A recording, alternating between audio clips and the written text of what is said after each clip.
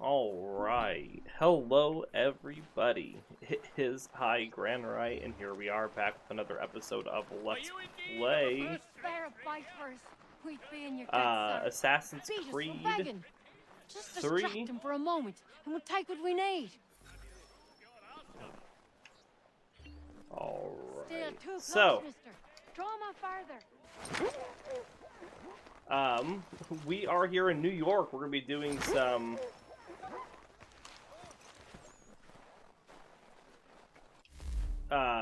collectibles and such. Let's head this way. Ideally, what we're going to do here is we're going to liberate this area. Just get me the money, or you'll suffer the consequences and be removed. Oh, good days. Darling, take the children and stay out of sight. Bloody business that was. But I thank you nonetheless. I can rest easy knowing. Oh, sorry, my nose is just itching in the back. Yeah, we want to liberate the districts first, so... Bah! So we can get our new assassin recruit.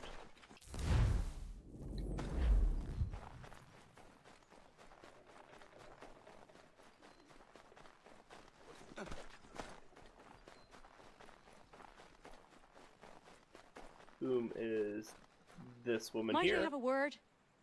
Name's Dobby Carter. Couldn't help but notice you're getting involved in the goings-on in our borough.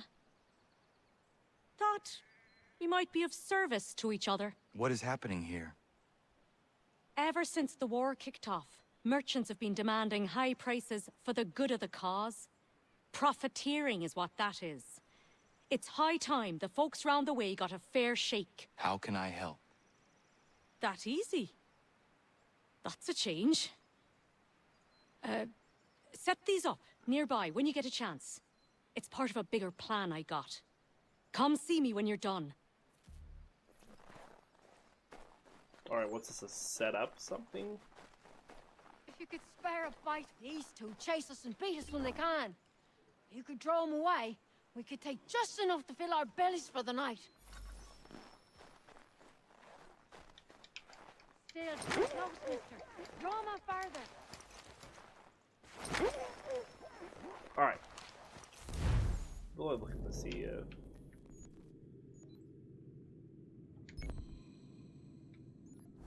We don't have the maps yet for this area. I guess I could go get them really quick, actually.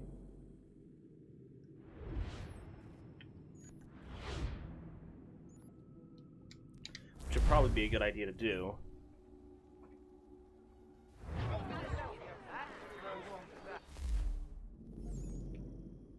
There's some more treasure that's been revealed on the map.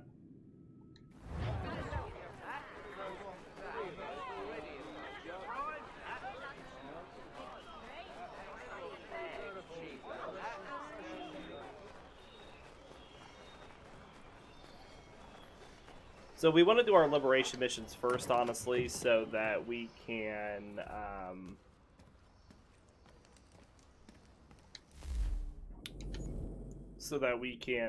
level up those recruits, because that takes a while.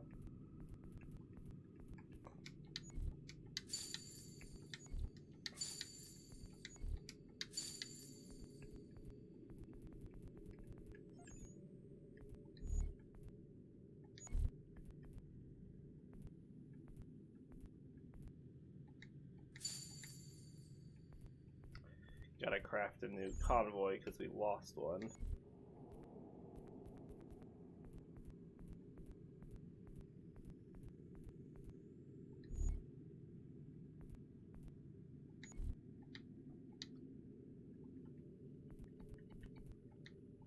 That's not what I wanted.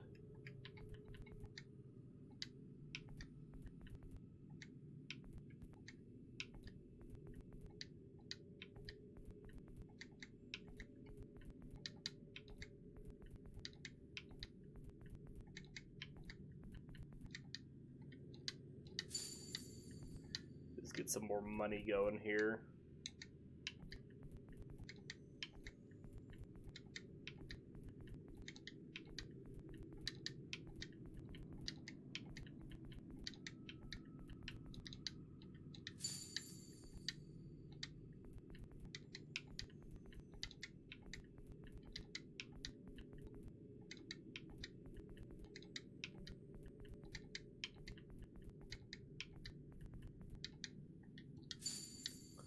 There we go. To business. We also got some weapons for sale.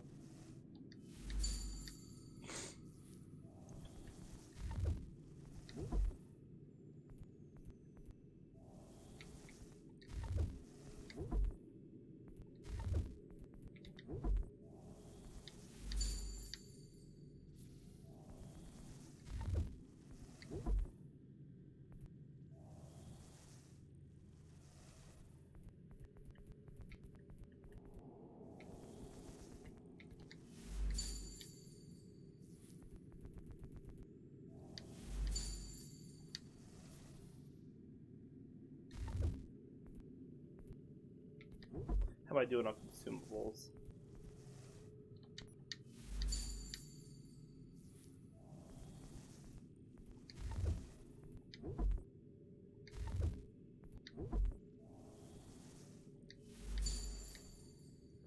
Do like that New York outfit. Looks pretty stylish.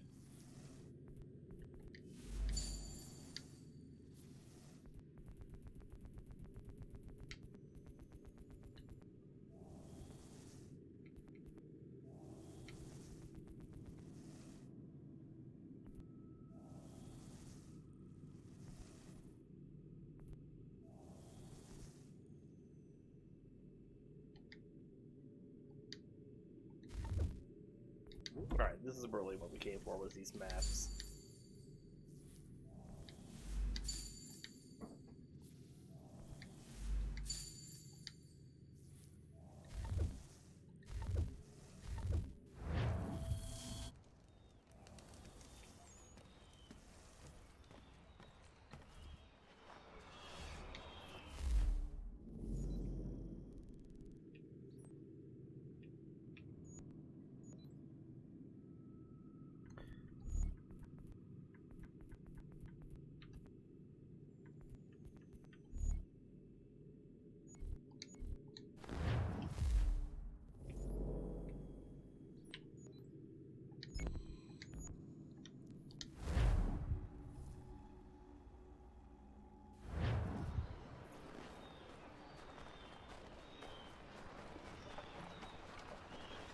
We got a database entry for Valley Forge. So, Continental Army suffers deprivations. Encamped a scant 20 miles from Philadelphia, General Washington's army struggles in a harsh winter.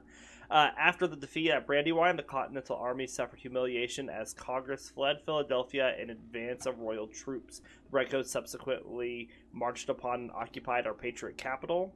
Soon after, miseries were increased with lamentable defeat at Germantown. General Washington has now located his army at a place called Valley Forge, south of the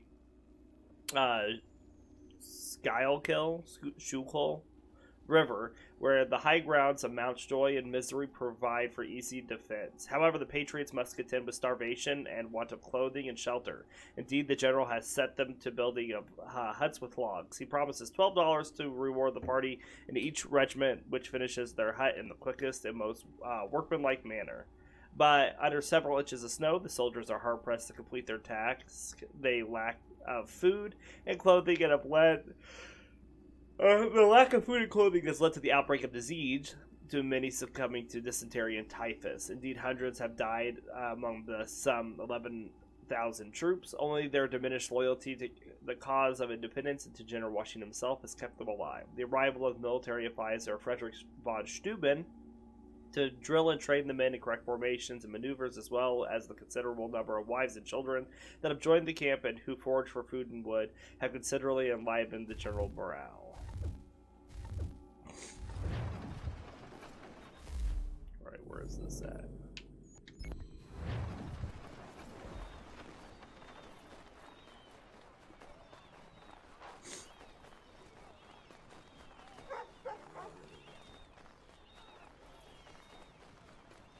Why, I did forget to switch my weapon.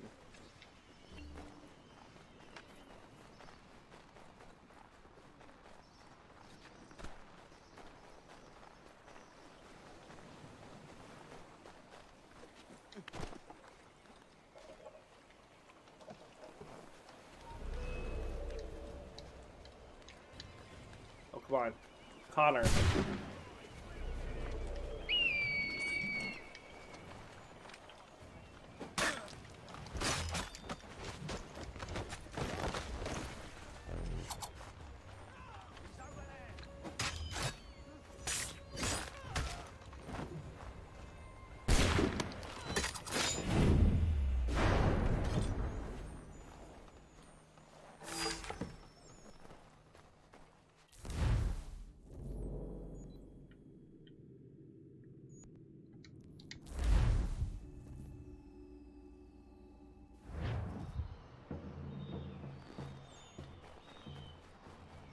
Alright, we got a bit of money, we got a French coat pistol.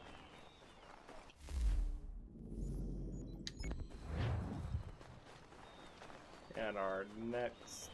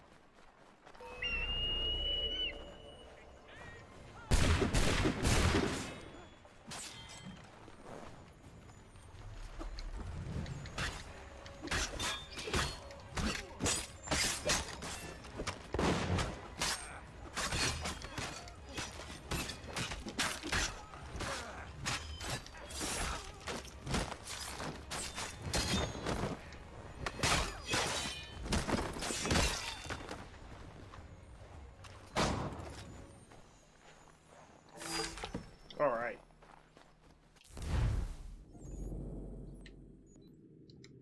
And I do believe our last... So there's one more chest here in Central Boston, and supposedly it's here in the Green Dragon Inn.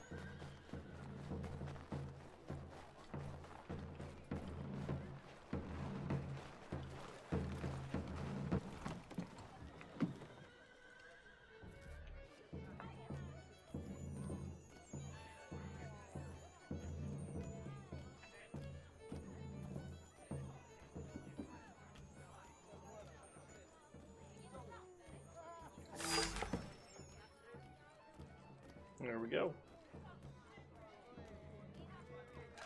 Alright, now with that done, let's go back to New York.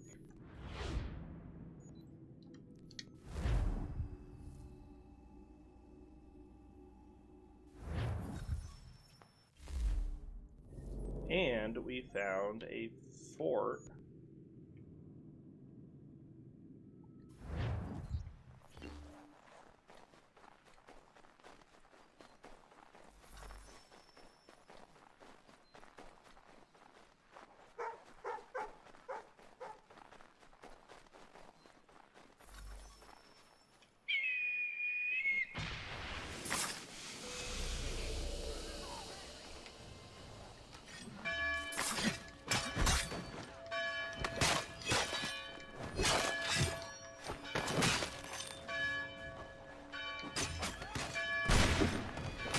Ow.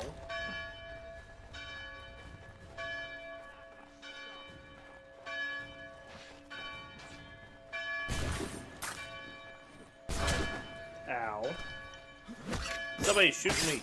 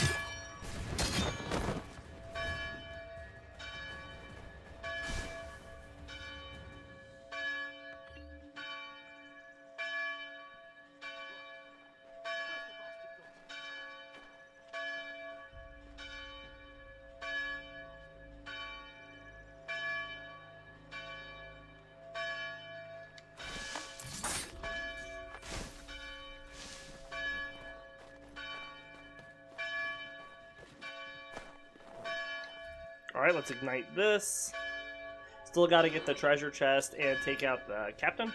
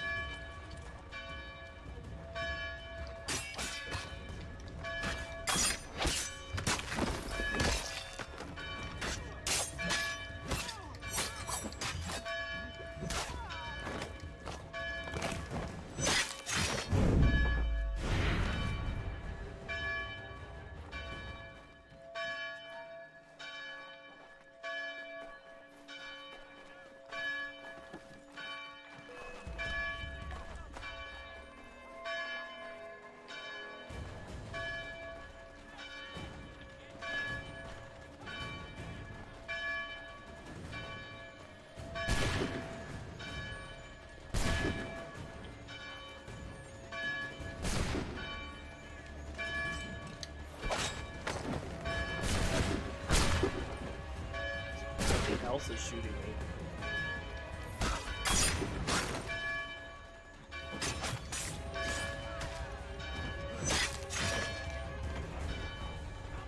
Was that a courier down there?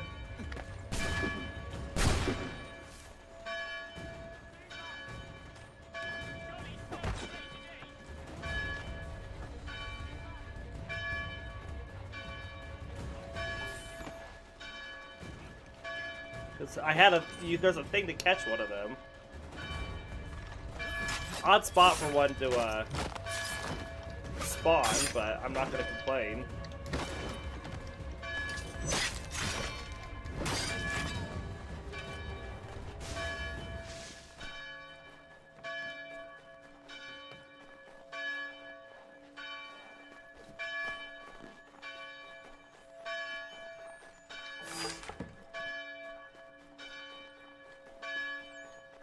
$10,000 monies, my goodness.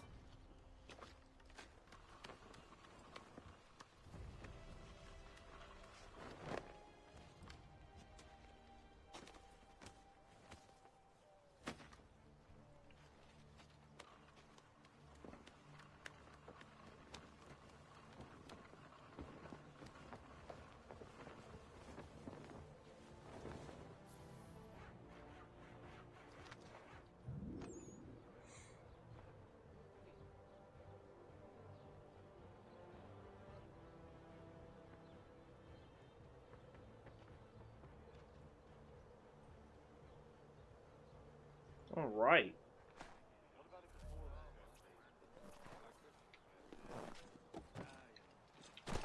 Fort Division.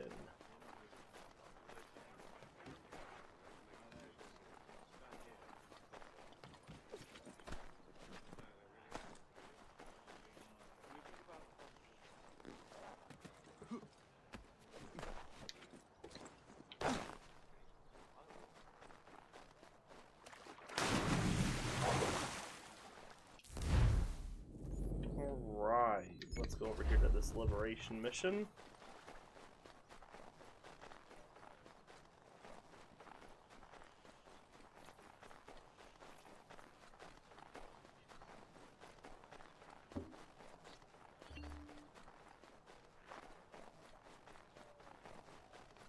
I don't much care where you find it. Oh, good day. Darling, take the children and stay out of sight. Oh, that guy just went flying. Did you see that? Bloody business, that. Alright, let's go over this peg leg Well, I trinket. thank you nonetheless. I can rest easy knowing this.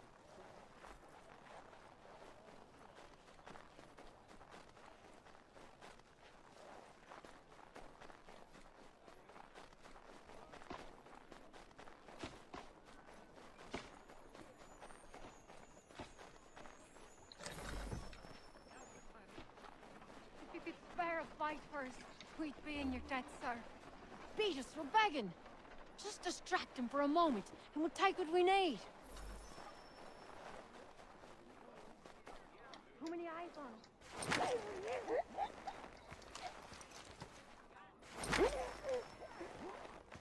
All right.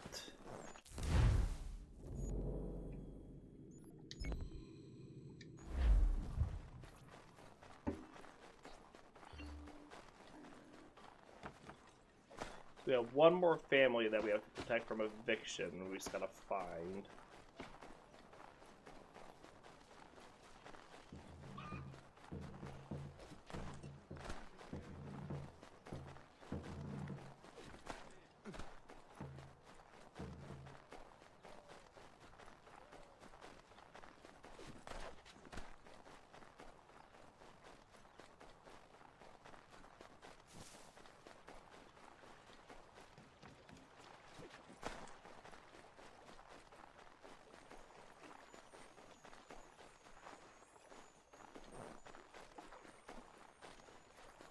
Behind here. Got a recipe. We're getting lots of recipes. There's a liberation mission.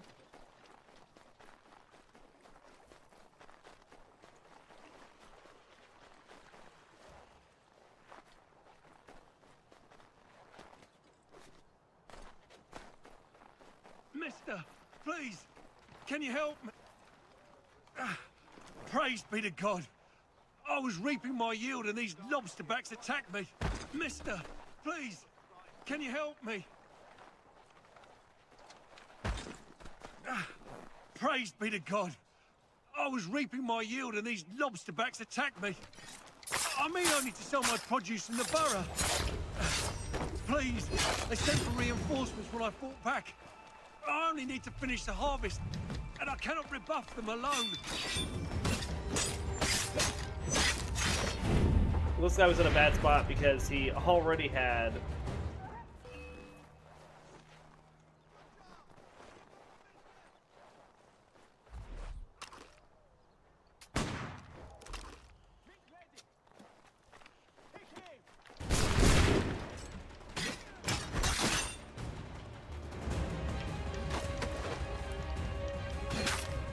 come on.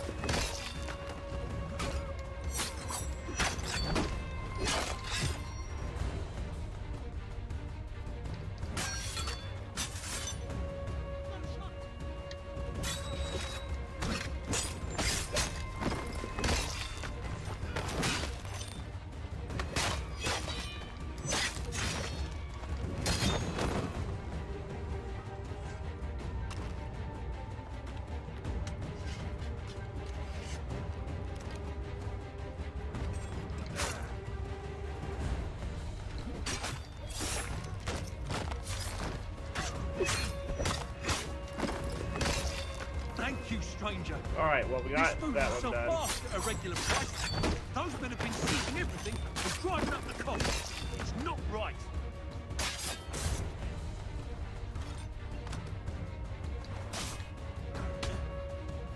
I think these are the guys that we need to defeat with their own weapon.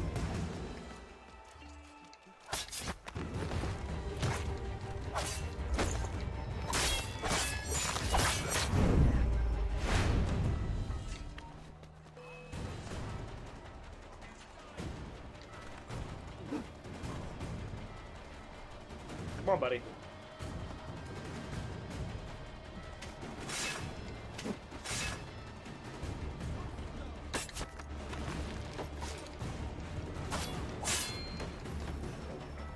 I'm not sure how I just got them to appear, but I'm not going to complain.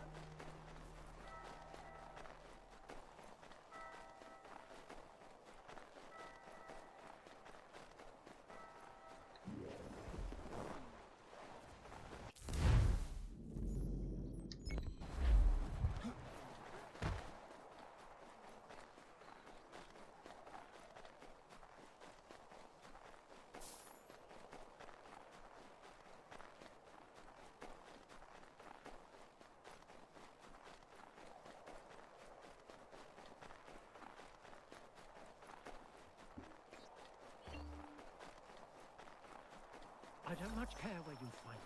Oh, good days. Darling, take the children and stay out of sight. All right. Bloody business.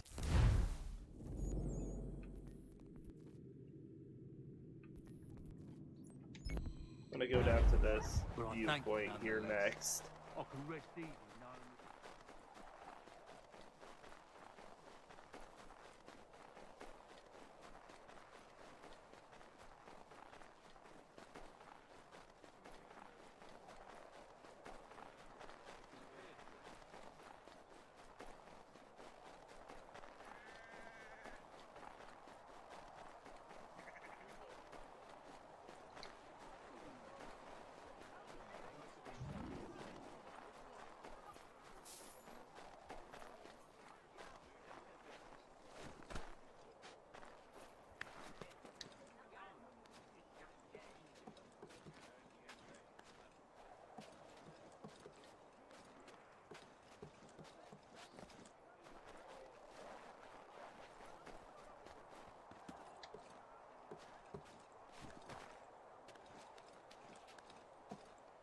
All right.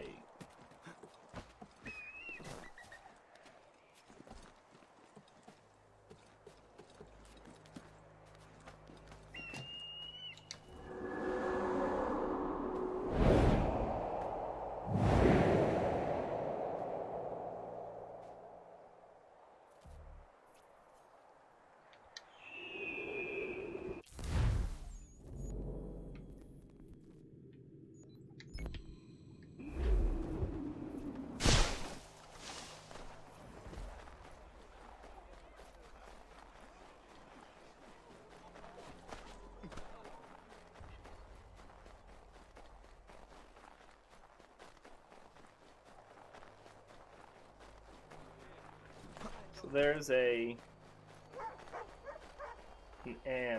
almanac page.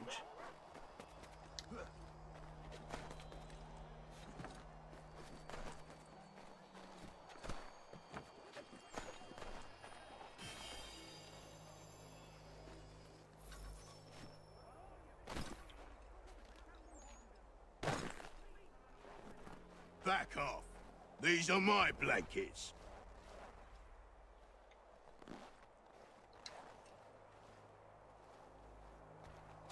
These infected smallpoxy blankets. Getting rid of them. What you doing, burning my blanket? Your blankets are infected with smallpox. You should get to the doctor right away. Oh, that's just great.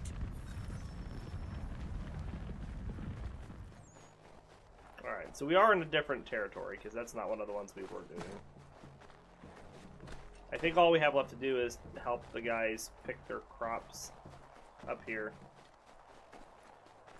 We can find the rest of them. Looks like there is another viewpoint up here. Let's get this really quick. I might reveal some more. King's College. So King's College first opened on the first floor of the Trinity School in 1754, but it moved to the building that you see here in 1760. The building survived the fire in 1776, but it wasn't being used as a school at the time. It had been shut down under the orders of the Continental Army and turned into a hospital. It didn't open again until the war ended, when it was given a new name, Columbia College. In other words, another example of the word king falling out of favor among Americans, unless it involves burgers, of course, which just sums you people up. The college stayed here until the mid-19th century when it moved to Midtown. The building's cornerstone was moved to the new location, but the rest was torn down. And the land underneath it was sold at a tidy profit, which is the history of much of downtown New York.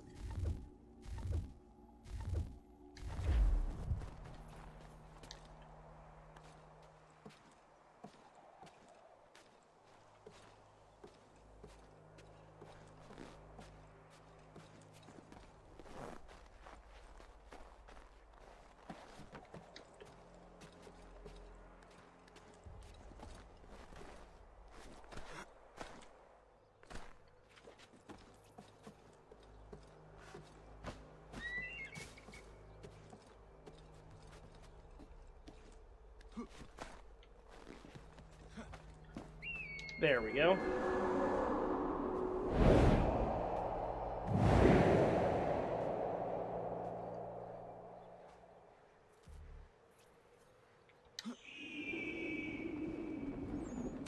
Alright, so it looks like here's another guy that's wanting to work his land. Mister, please, can you help me? Praise be to God. I was reaping my yield and these lobsterbacks attacked me. I mean only to sell my produce in the borough. Please, they sent for reinforcements when I fought back. I only need to finish the harvest, and I cannot rebuff them alone.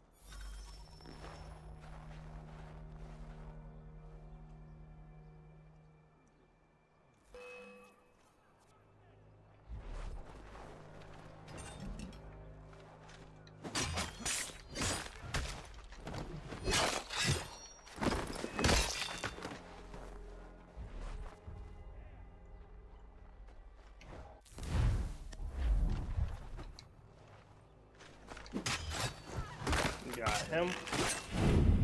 I was wondering why my pistol wasn't working while I didn't have it equipped.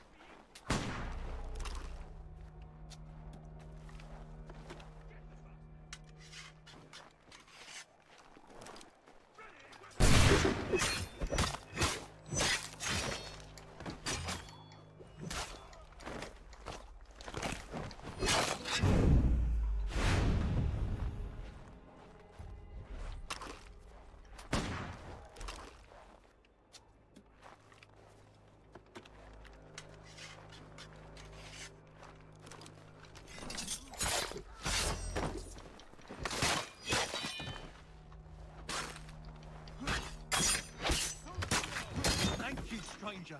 There we This go. food will sell fast at a regular price. Those men have been seizing everything and driving up the cost. It's not right.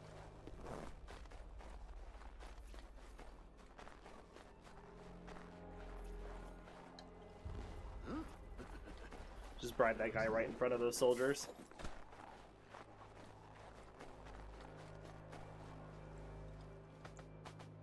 We're gonna loot these guys just to get a bit more money, because I think we need to be looting guys anyways for one of our missions that we're... one of our challenges we're gonna have shortly.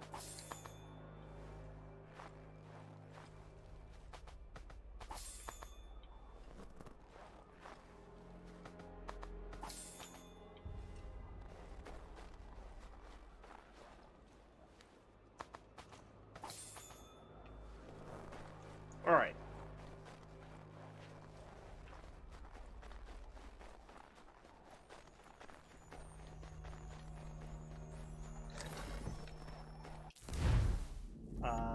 It looks like we have one more here.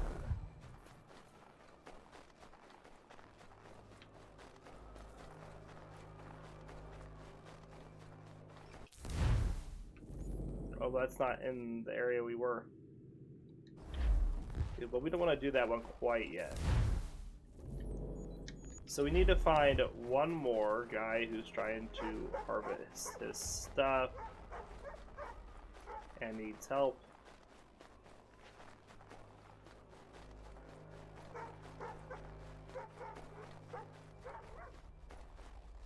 So we're just going to run through the area that we have still darkened on the map until we find it.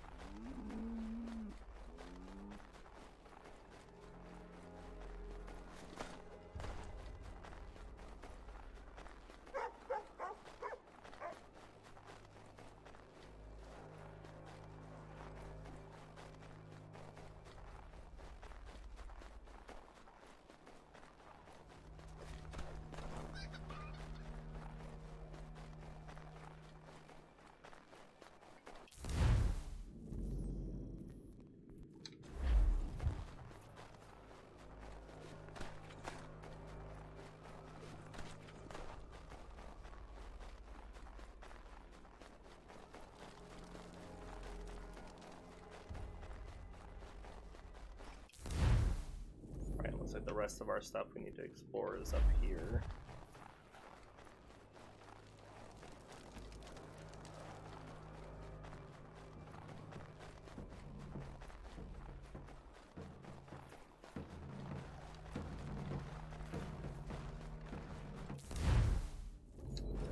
almost there.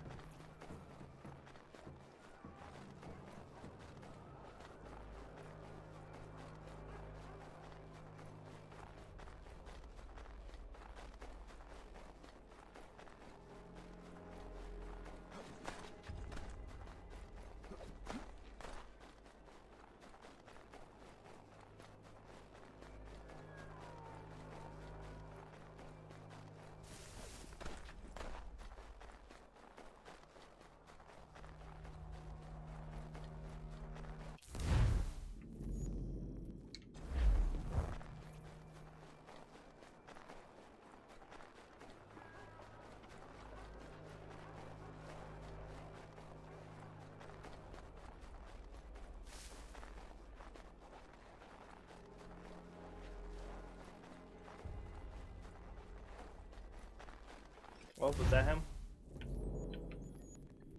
Sure is.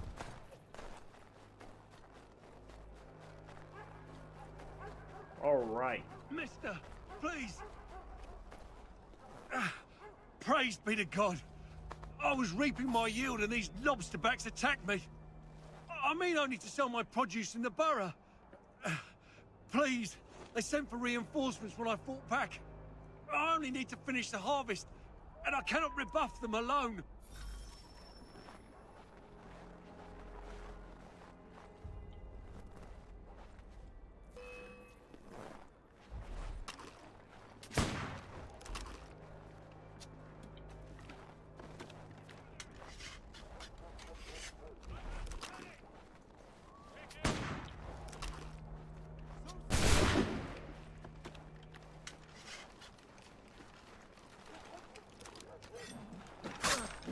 Oh, what?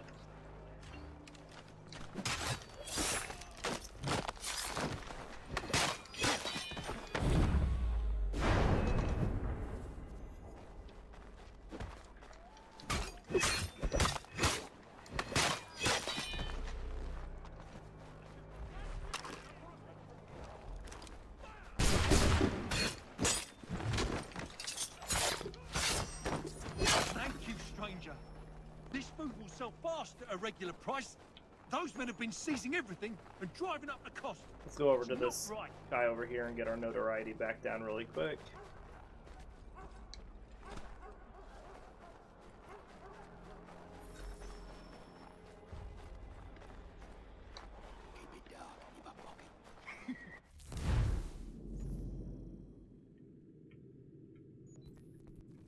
Alright, so we're gonna go here.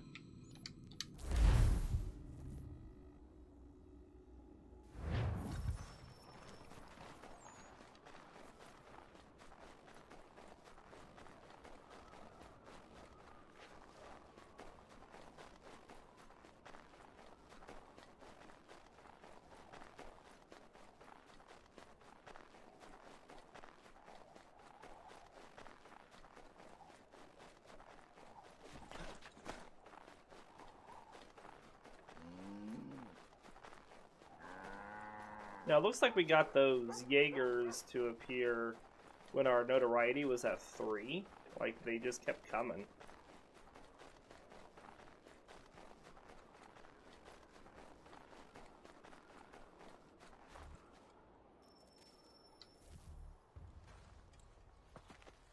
While you were putting a stop to this madness, I was sniffing out who's responsible. His tactics are familiar to me. Is that right? Well, don't know who the man is, but he's not for Patriots nor British. He's got a fortified camp built around the main water supply in the area. All the seized crops, all the meat, everything is being moved there, then resold at dizzying prices. How do we get in? I got some local men ready to get in on the fight. Alright.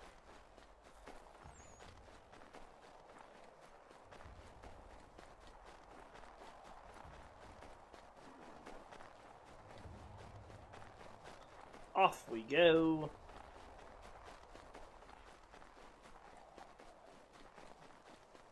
Probably would have been faster if I just rode a horse.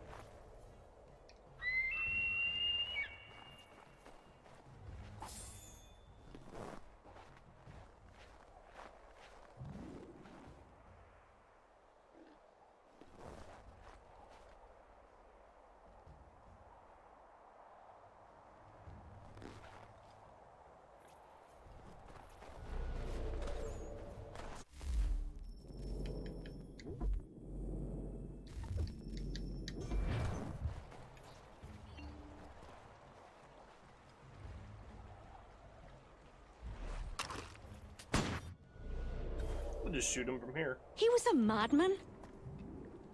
Not mad. Beguiled by a set of dangerous but attractive ideals. Is that right? And who exactly are you? Someone who seeks to relieve men like him of their power. And after seeing what you can do, I leave it at that.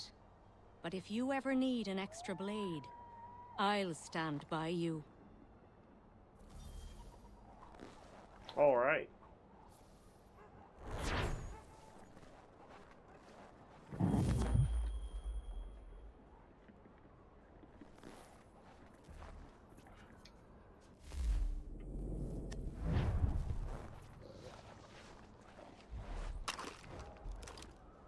So now that that's done, we can start getting all of this stuff. We're going to leave the missions. I don't even know what that Benedict Arnold mission is. But we need to start leveling up our new person.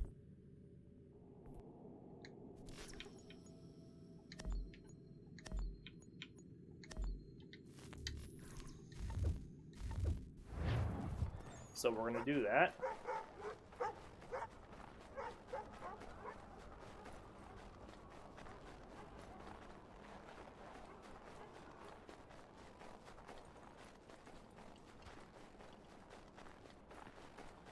Alright, and here's our new person we got. Deborah Dobby Carter. Deborah Carter was a courier in New York City at the time of the Revolution. She's the daughter of a merchant, Amos Carter, who was locally known for owning and bankrupting notorious businesses and racking up significant debts. Deborah was turned onto the streets at the age of 10 and took up work as an errand runner, disguised herself as a boy to do it, hence the name Dobby. Many of the tradesmen she worked for knew who she really was, but pretended to be fooled by the disguise. Possibly at first because they understood that her other options were limited, but later because she was quick, reliable, and intelligent. As a teenager, Dobby had to drop her disguise, but she kept her nickname. She continued her career carrying messages and began negotiating contracts between businesses. She became something of a community icon, making sure the poor in the neighborhood had food and clothing, and fighting against merchants who were carrying exorbitant prices for staple items. A bit like Robin Hood, and when Dobby wore tights, no one giggled. And it was as a community icon that she met O'Connor. Incidentally, I'm not being completely figurative when I say she was fighting merchants. She wasn't averse to throwing a punch or two when necessary, particularly in her own defense or defense of others in her neighborhood.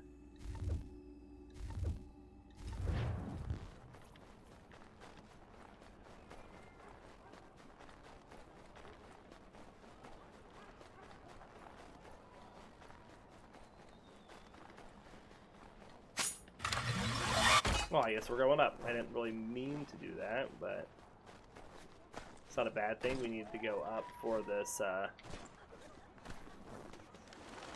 almanac page anyway.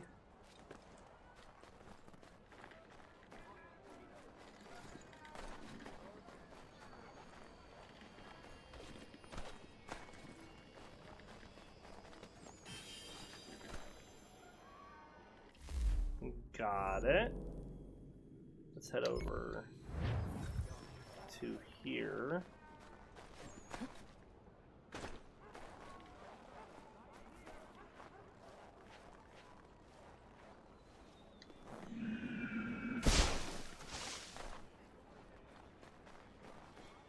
And there's a general store here. We can go send off another caravan really quick.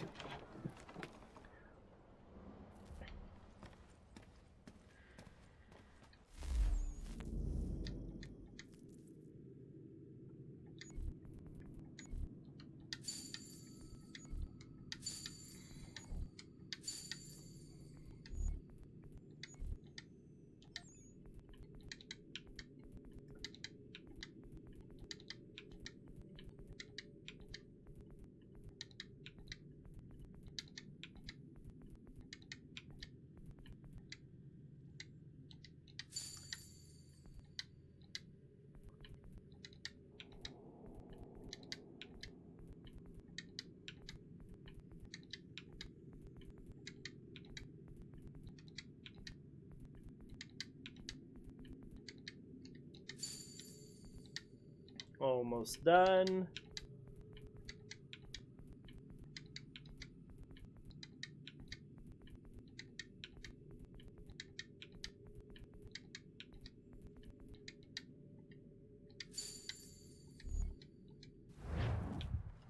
All right.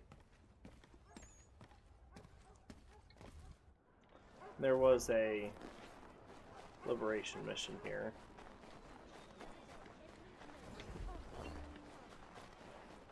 For the finest, daintiest zebra this side of Paris.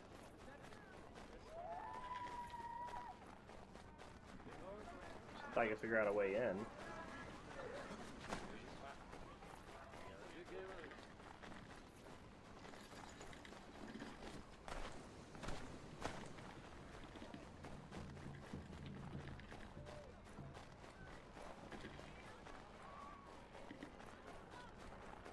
Nope, here it These is. men have been found guilty of treason and conspiracy. Crimes punished. Thank you. Thank you ever so much. It's a just thing you've done.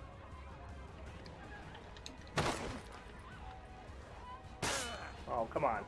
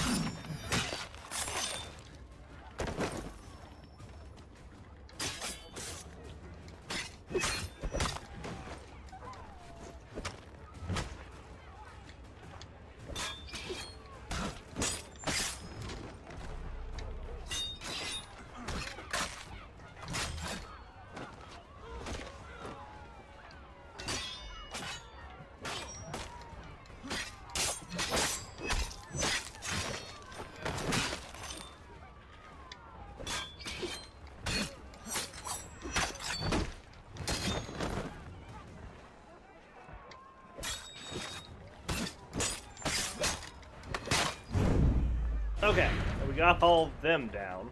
Goodness.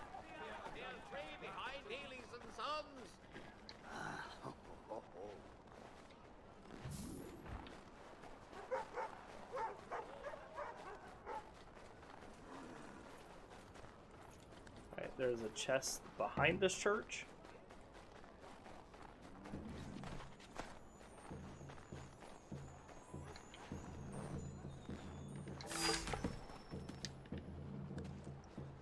The naval duckfoot.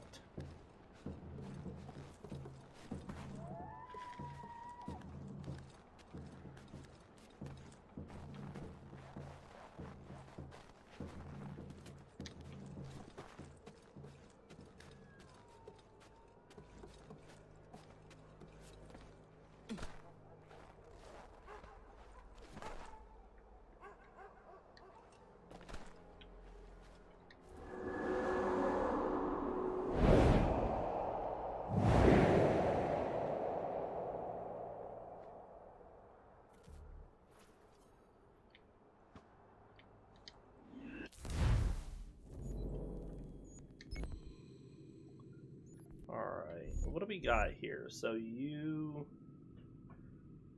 need to own every weapon available. So we're working on those. What about this one? We have one more fort to discover there. This one we need to still get some more air assassinations and kill enemies from hiding spots.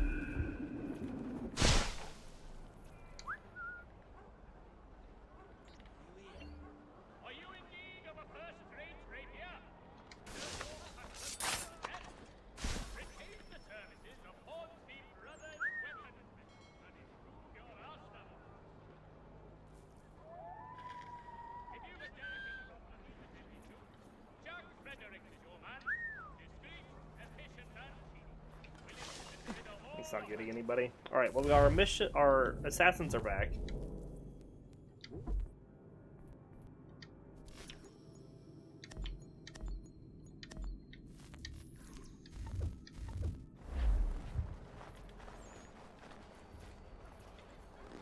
The finest clothes from the old countries. Warmth and style at prices you cannot stomach. Bradley and Harold. Alright.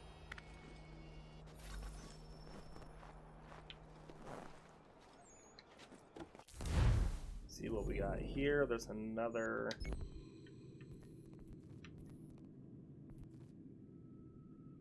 viewpoint over there.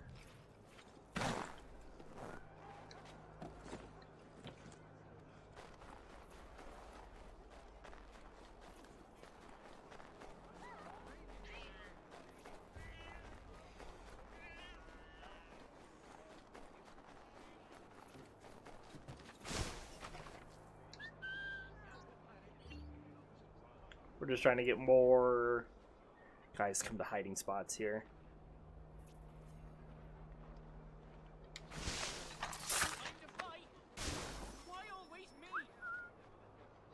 Can't get the other one.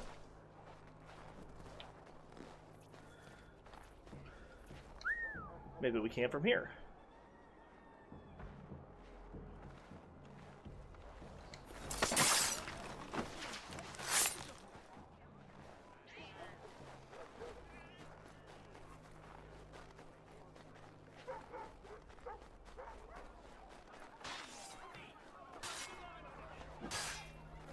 Just want to let those guys fight. Oh,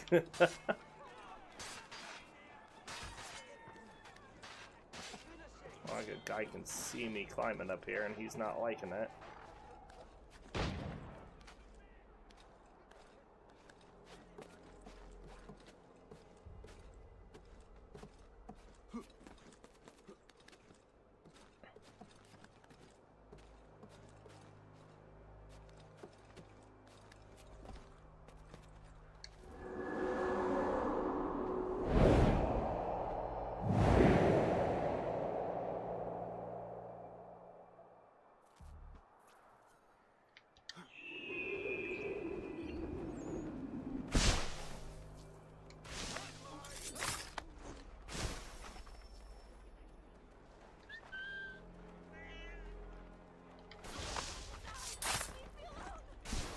We did the first one like right in front of him. He just kept, you know, kept watching. These men have been found guilty of treason and conspiracy.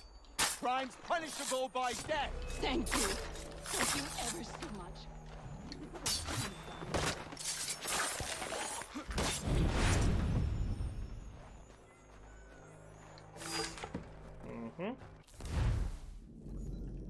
Alright, so there's our contract is up here. Our contact, sorry.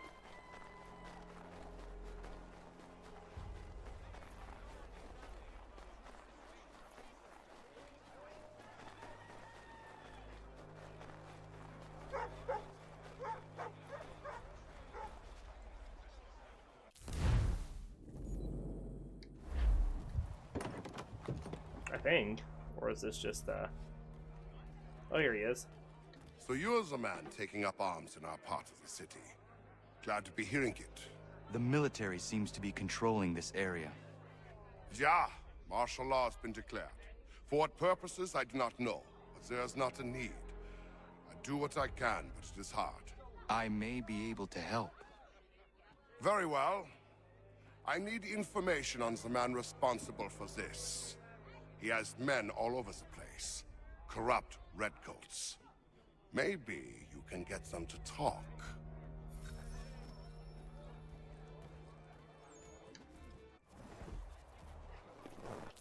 When our convoy is being attacked.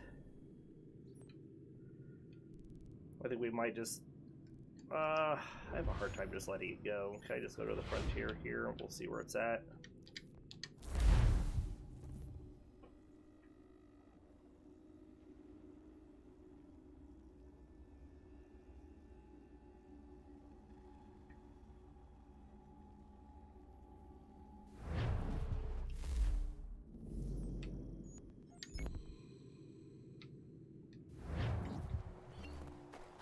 Well, I chose the right one, so that's nice.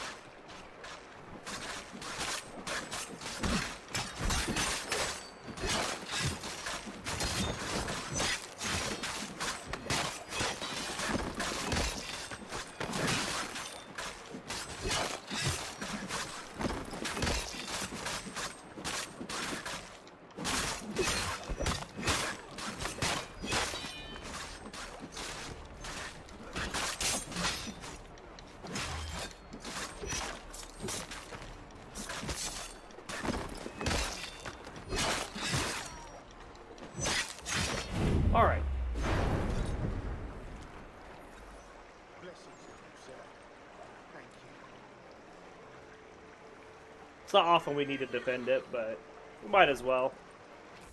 Looks like we might have a bit of talking up here that we can do back at Kanakahaka.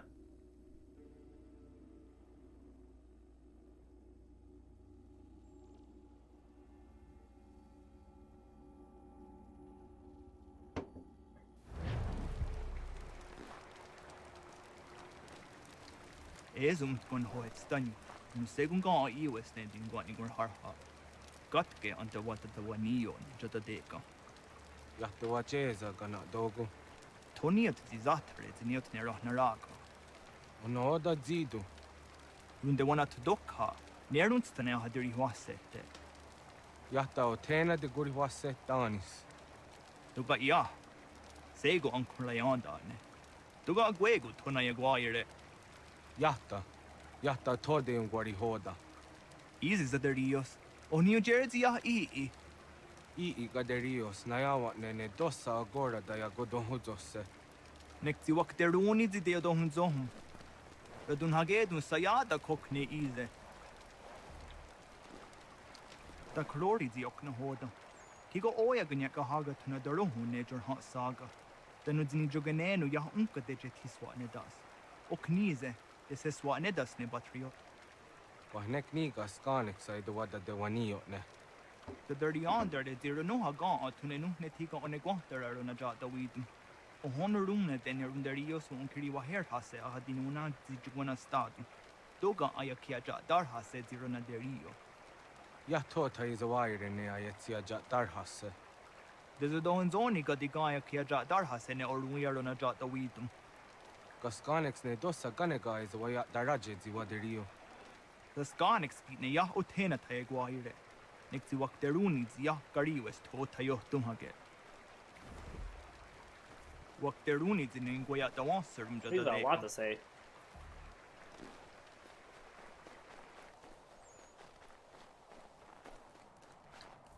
Joshua, next to ya eager the gariwes. Ariko de what dancer on datum. O gari hoyewas to got no wandu ahcha. Tigo gari hoyeru nitstos at chario. Wet nestaji is at niguhrawana, danus at niguhratani. Next ye, gar harats to oni di asero hiaga. Amagatsanuni hage a kawisege, to ganegandu ziata is a wagarunya de. Dosha jat niguhra, asada de nigura gona de gudero. Nona amaderio seranda ne. Nona amada de wanio hage, tone angodorissa. I am ski your snorde am don nizeri hewe. Oni. Dosha aguyot that seradun. Alright. So let's go back to New York. We're gonna pop down here to the bottom.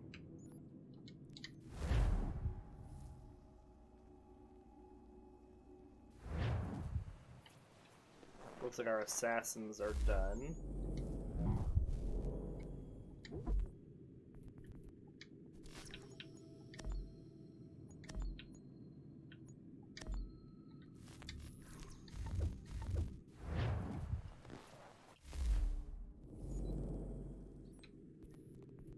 Alright, so we have still lots to do. Let's go up here.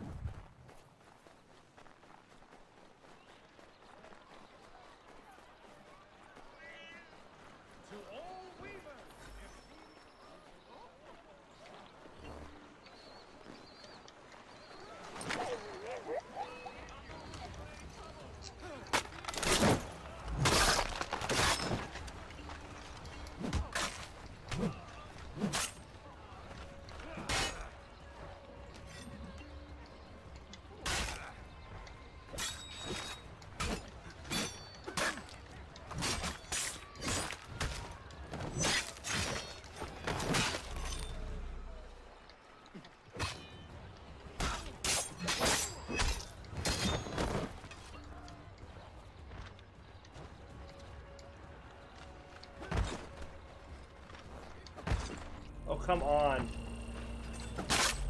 I can't even see.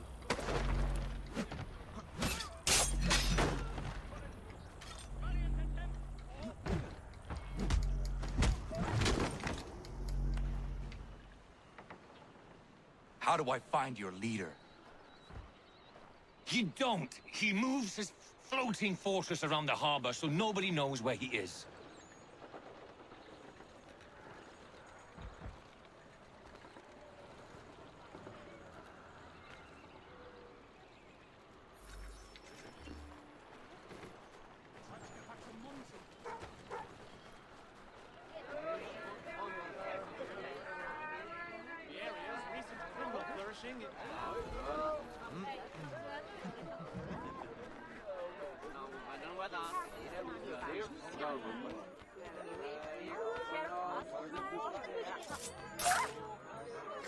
You gotta get the guard doggo.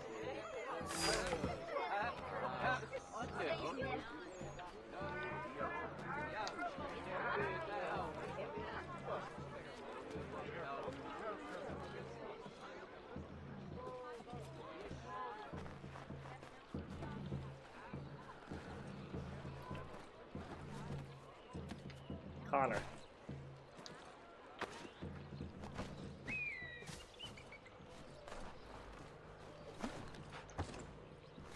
Up and right past.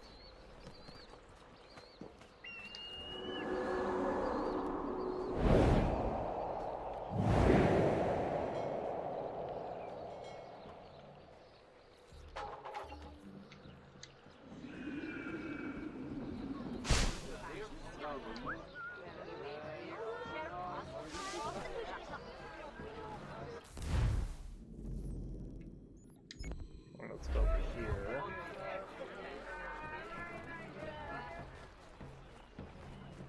Handmade Indian snowshoes, now restocked at Sylvester's General.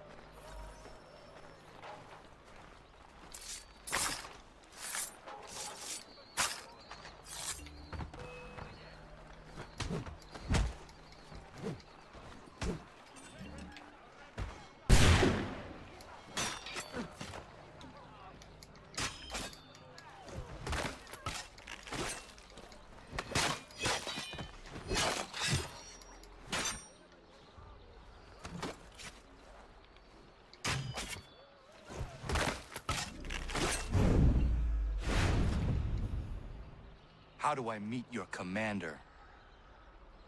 Won't happen. You only trust his closest men. Even if you find him, you won't get anywhere near him. All right.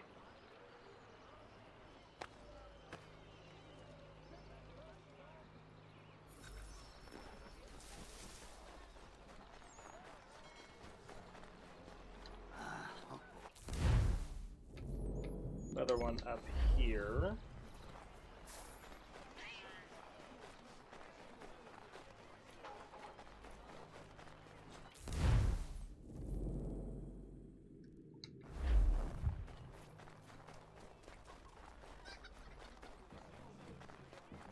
You must be him.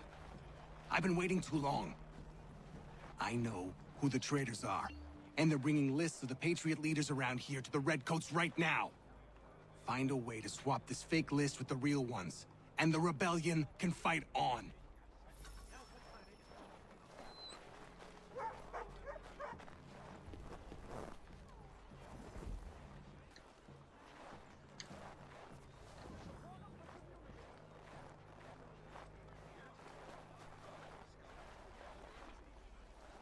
Turn around.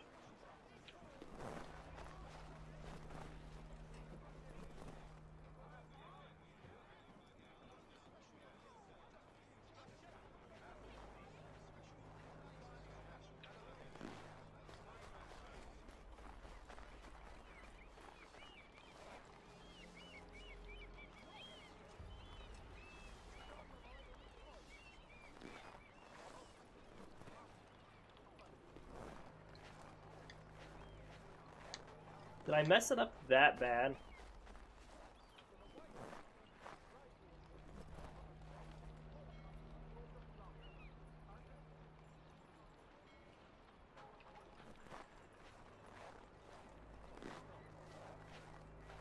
Yeah, it seems I did. Alright.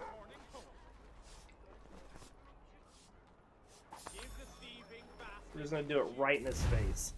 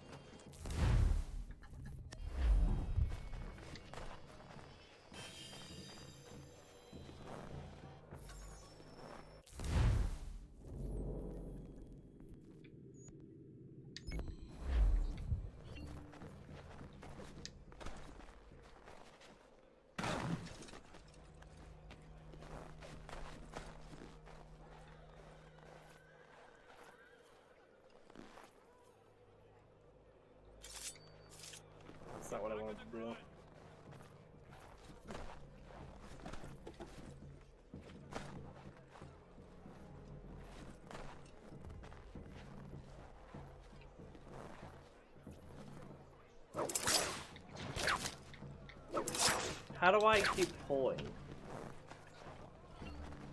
with the rope dart?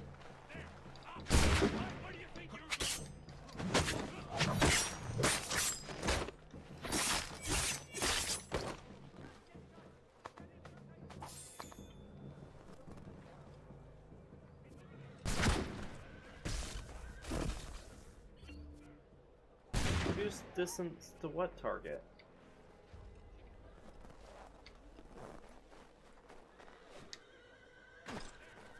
Thank you. Thank you ever so much. It's a just thing you've done.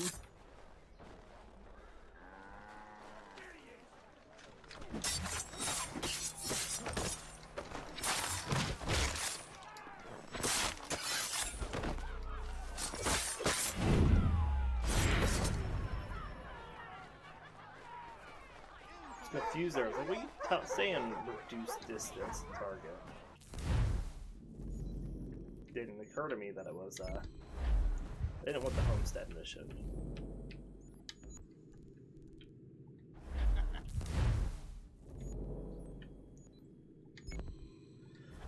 So we get this viewpoint.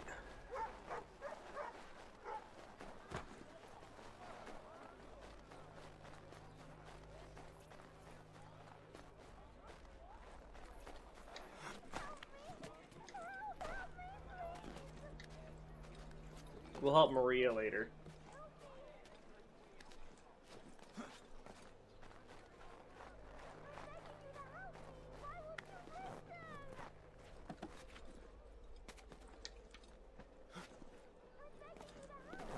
Whereas I guess we did some other missions. We could help Maria really quick. And then it's done.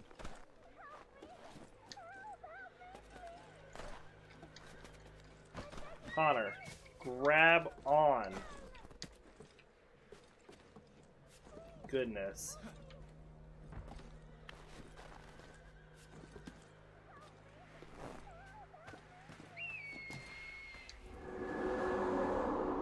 Then we don't have to hear her crying for help the entire time we're doing stuff.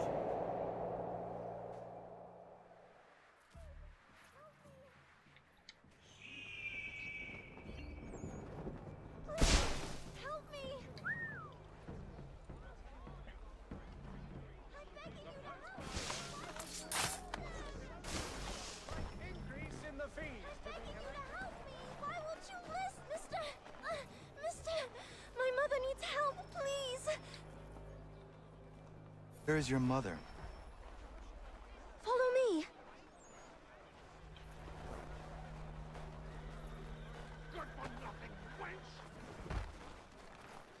Let me go. Bugger off before. Please, I help guess me. you want a beating. I'm begging you to help me. What? Leave. That wasn't necessary. I can handle myself. When he returns, he'll try and give me twice the thrashing. Why would you stay with such a man? This is my house and business. It's my tailoring that paid for this place.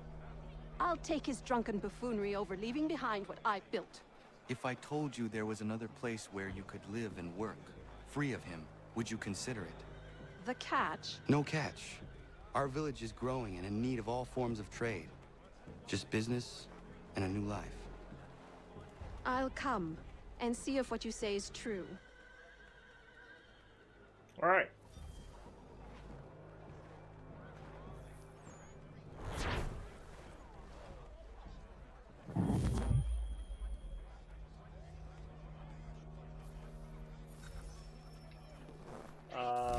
Pegleg trinket and almanac page up here.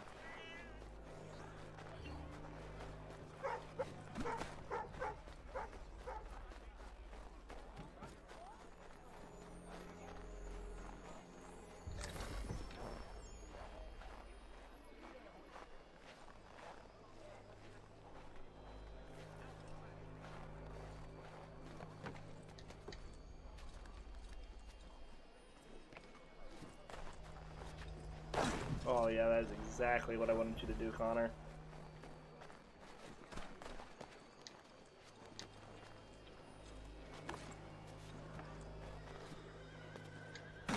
you not jump up that? Really?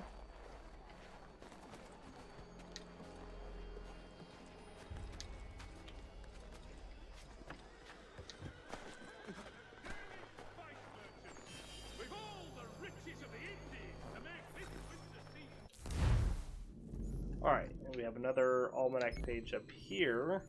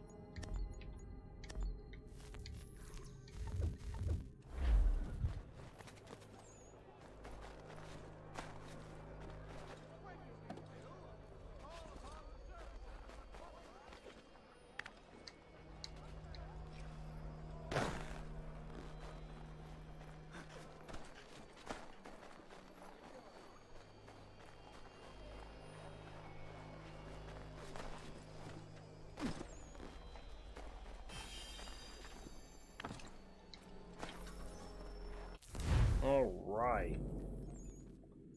Then we're going to go down over here. So you can see there's a bit of a split here. We want to make sure we're kind of focusing down one side so we can get our next assassin recruit.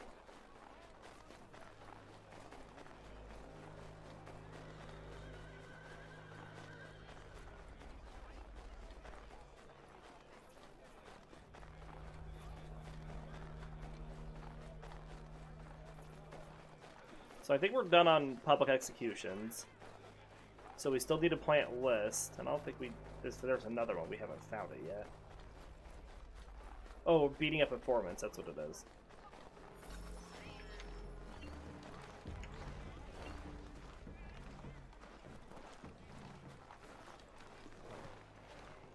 Waiting for this patrol just to walk a little farther, because there's one behind us that might get wrapped in if we do it too close to the road.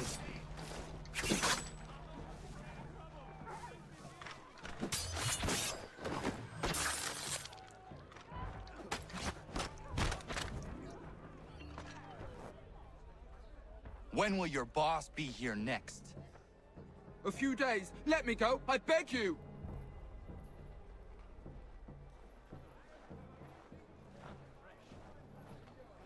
Alright, come on, put him down, Connor. You take forever to do this part.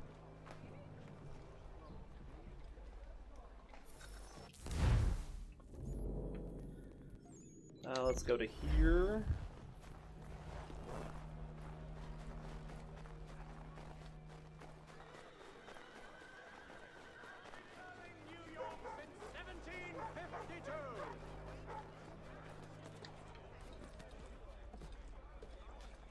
This is where our execution was, I do believe.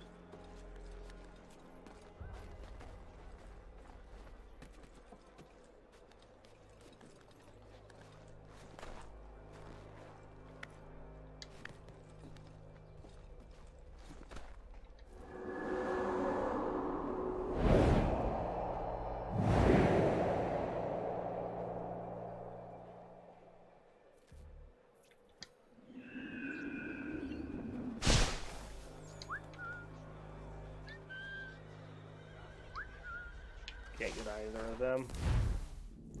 Worth a try.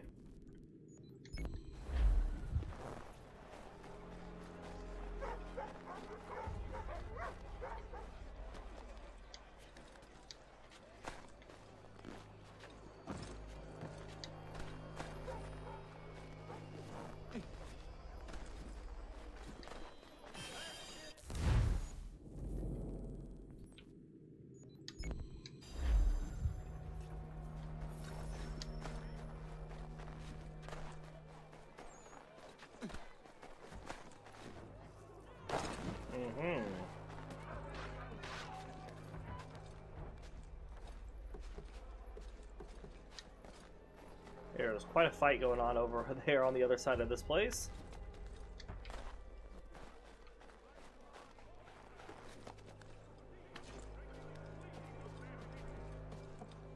see on the mini-map, there was just a ton of guys that just ran around on that side of the building.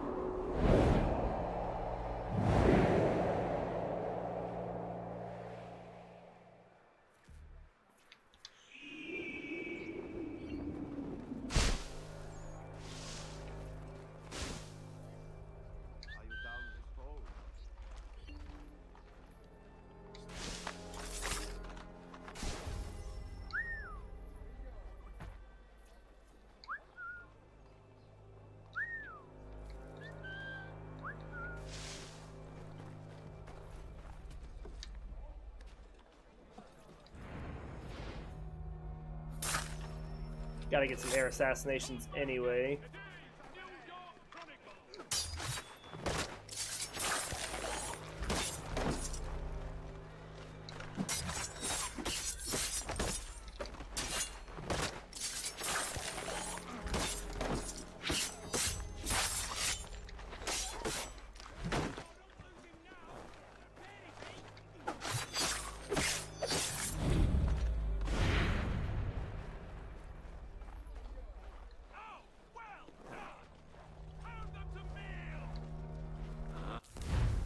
Alright, let's go get this almanac page.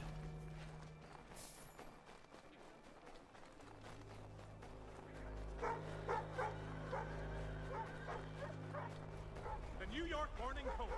Weekly subscription for a shilling.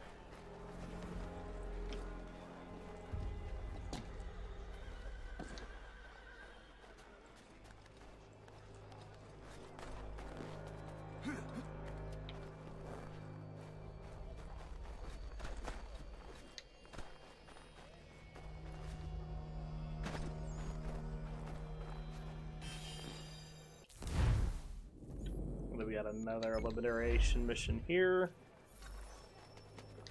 New vision recipe unlocked, the Busybody, which means we've got a new almanac unlocked. So this is for 1737 July.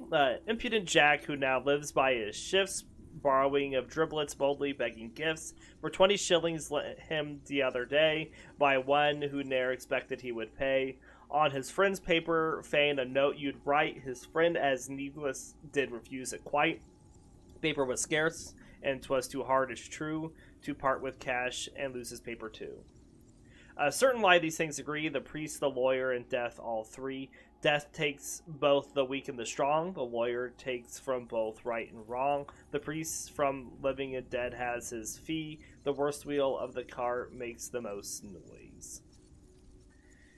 For August, on his deathbed, poor Lubin lies. His spouse is in despair. With frequent sobs and mutual cries, they both express their care. A different cause, says Parson Sly, the same effect may give. Poor Lubin fears that he shall die, his wife that he may live. Don't misinform your doctor nor your lawyer. I never saw an off-transplanted tree, nor yet an off-removed family that throve so well as those that settled be. For September, tomorrow you'll reform, and you always cry. In what far country does this morrow lie? That 'tis so mighty long ere it arrive, beyond the Indies does this morrow lie. 'Tis so far-fetched this morrow that I fear 'twill be both old, very old and very dear. Tomorrow I'll reform, the fool to say. Today itself's too late, the wise did yesterday. Let the letter say for the post, and not the post for the letter. 3 good meals a day is bad living. 'Tis better leave for an enemy's at one's death than beg of a friend in one's life. To whom thy secret thou dost tell, to him thy freedom thou dost sell. On TT, who destroyed his landlord's fine wood. Indulgent nature to each kind bestows, secret instinct to discern its foes, A goose, a silly bird, avoids the fox. Lambs fly from wolves, and sailors steer from rocks. A rogue the gallows, as his fate foresees, and bears the like antipathy to trees. If you'd have a servant that you like, serve yourself. He that pursues two hares at once does not catch one and lets the other go. If you want a neat wife, choose her on a Saturday. If you have time, don't wait for time. November. You'll say you'll spend £500, the world and men to know, and take a tour all Europe round, improving as you go. Dear Sam, in search of other sins, discover not your own, but wisely double the expense, that you may pass unknown. Tell a miser he's rich and a woman she's old, and you'll get no money of one nor kindness of the other. Don't go to the doctor with every distemper, nor the lawyer with every quarrel, nor to the pot for every thirst. For December, women are books and men the readers be, who sometimes in those books errata see, yet oft the readers raptured with each line, fair print and paper fraught with sense divine. Though some neglect seldom care to read, the faithful wives no more the Bible's heed. Are women's books, says Hodge, than would mine were, an almanac to change her every year. The creditors are superstitious sects, great observers of set days and times. The noblest question in the world is, what good may I do in it? Next sibi set toto genitum sed credo mundo, nothing so popular as goodness. In my last, I published some enigmatic prophecies which I did not expect anyone would take for serious predictions. The explanation I promised follows. 1. The water of the sea and rivers is raised by vapors by the sun, is formed into clouds in the air, thence descends in rain. Now, where is the rain overhead, which frequently happens when the wind is at the northeast? The cities and places on the earth below are certainly underwater. The power with which we were not then at war, but which it was said would take many full-laden vessels out of our ports before the end of the year, is the wind, whose forces also are not described either coming or going. The army which it was said would land in Virginia, Maryland, and Laurel countries and Delaware were not musketeers with guns on their soldiers, as some expected, but their namesakes in pronunciation, though truly spelt mosquitoes, armed only with sharp sting. Everyone knows they are fish before they fly, being bred in the water, and therefore they may properly said to land before they become generally troublesome. A wonderful prophecy for January 1737, which consists of entirely odd figures. Ere of this odd year 1 month had rolled, what wonders, reader, shall the world behold? 4 kings with mighty force shall Albion's isle infest with wars and tumults for a while. Then some shall expected treasures gain, while some mourn over empty person vain. And many a Christian heart shall ache for fear, when the dreadful sound of trump shall hear. Dead bones shall be tumbled up and down, in every city and every town.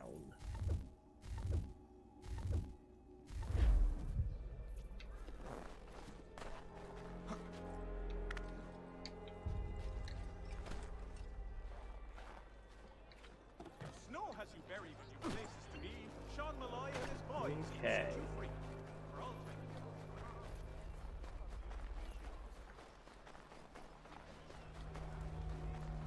You the one they sent? Where you been? Anyway, I know who the traitors are. They've got lists of all the Patriot leaders in the area.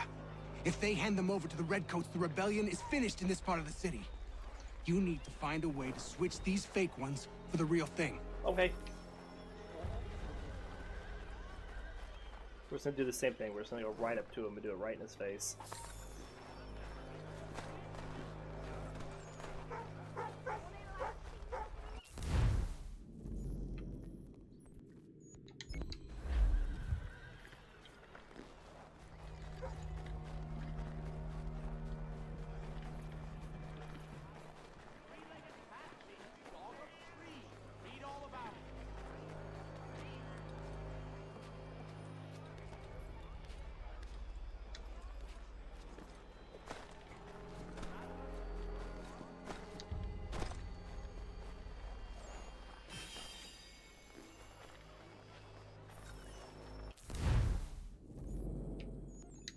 pick this up while we're here. Not like that's gonna hurt anything. Discourage your ventures this chilly season.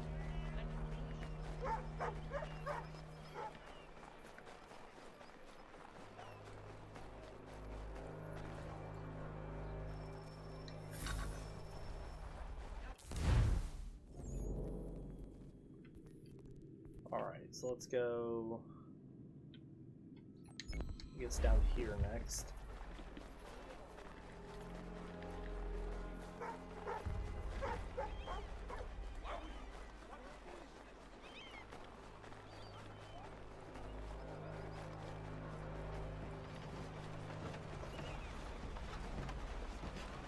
There's a guy over here with assassination contracts for us as well.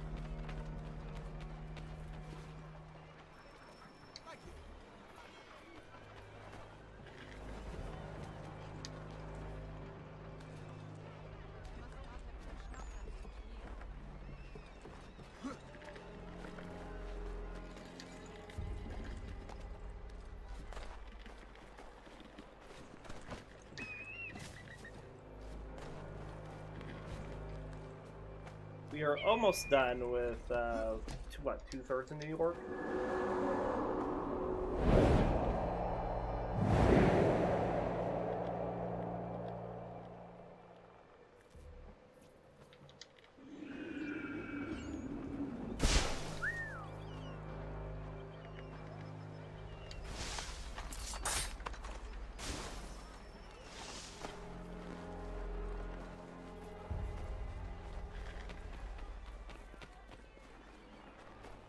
You must be him. I've been waiting too long.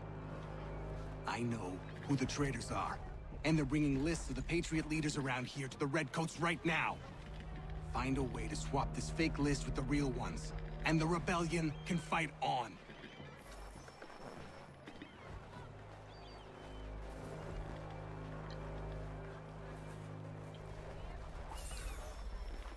Alright, looks like we're ready to talk to our district contact.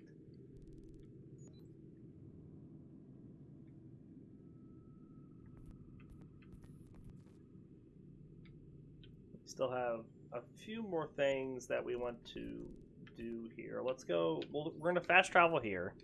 We're going to get this peg leg trinket that I missed. We'll go up to our contact really quick.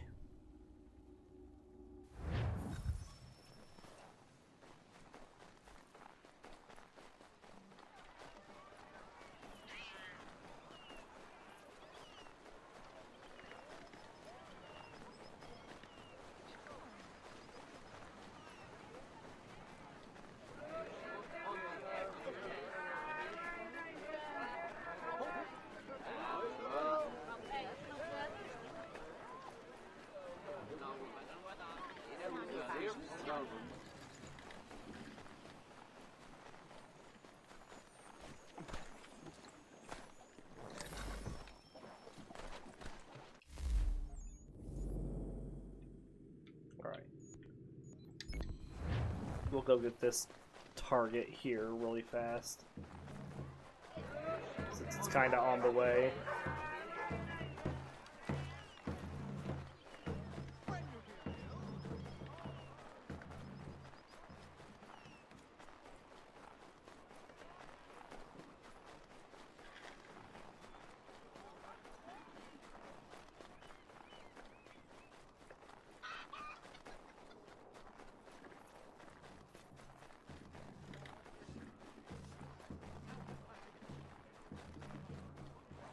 Up on that rooftop with all those guys.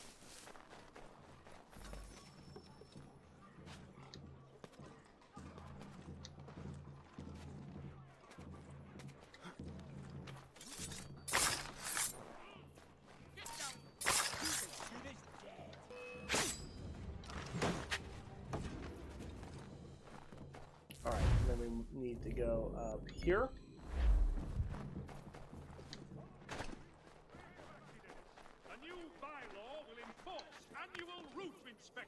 By qualified craftsmen throughout the city.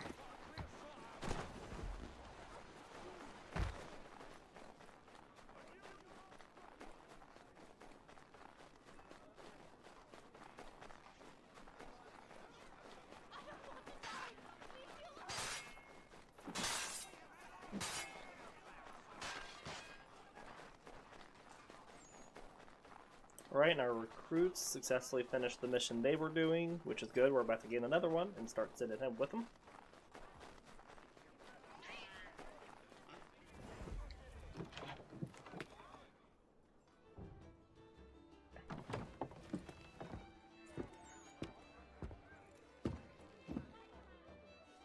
We were just discussing the result of your work. It seems these military men are after you.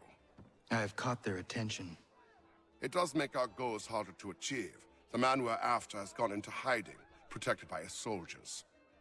We fight our way in then. Not possible, even for a man of your abilities. But I have another, less conventional idea. You will be our prisoner, and we shall present you for the bounty. Alright, so we need to kill the Templar leader. We'll just fast travel here. Oh, I cannot fast travel? Well, guess I won't fast travel there.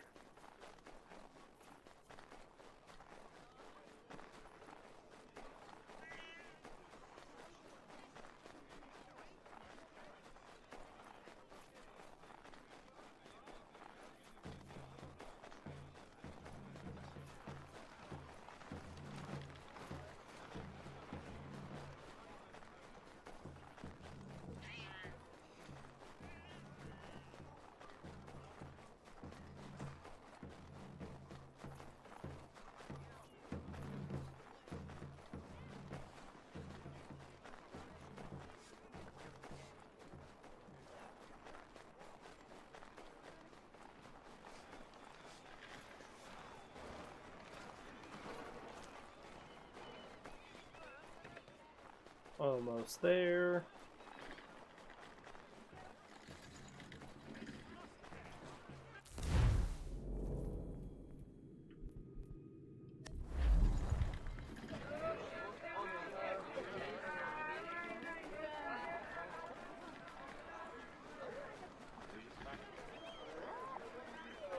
People, bear witness to what happens to rebels in my part of New York. These men defied the curfew set in place for your safety. They assaulted His Majesty's soldiers doesn't look like and much. conspired Doesn't matter against now, the does it? authority of the Commander will military. have his way with him. I wish I could be there to Blatant see. disregard for the protocols designed to protect the citizens of New York will be punished by death. We seek not to control you, to oppress you. We seek only to doesn't ensure matter that your I have to cover an safety escort. in the That's face just of conflict suspicious. and aggression. Well done, mate. You're gonna get The what's coming civilians to of you, New York half-breed. must be protected at all costs, no matter their allegiance.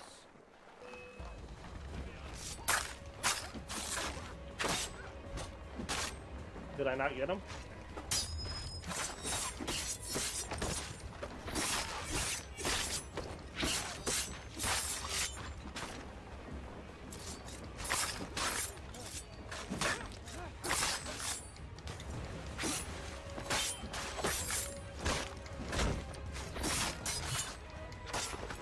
Why is there a woman up here?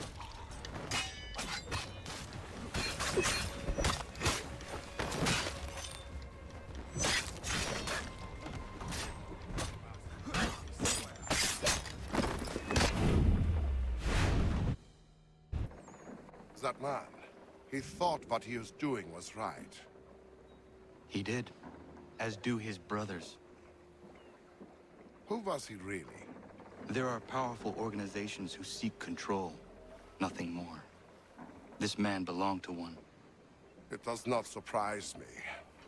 I don't know who you are, but if you should need my help, I am happy to give it.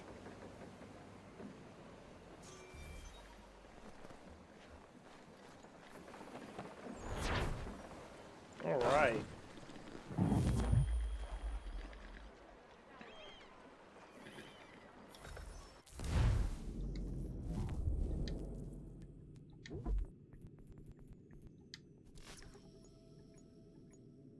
Oh, why is Hobby down?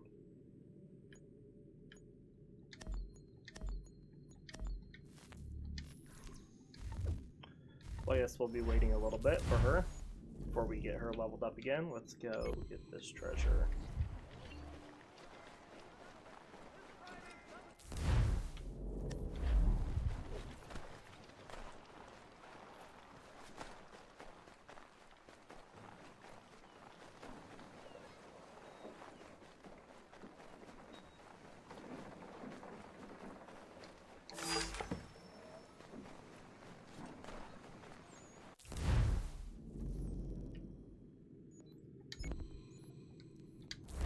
fast travel over here.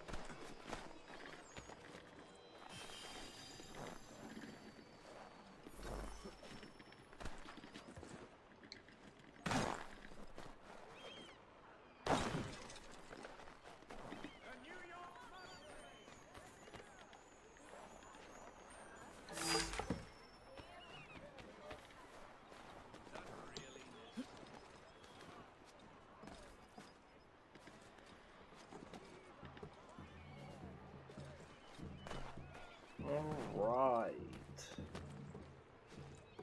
At least the final area is the smaller of the three.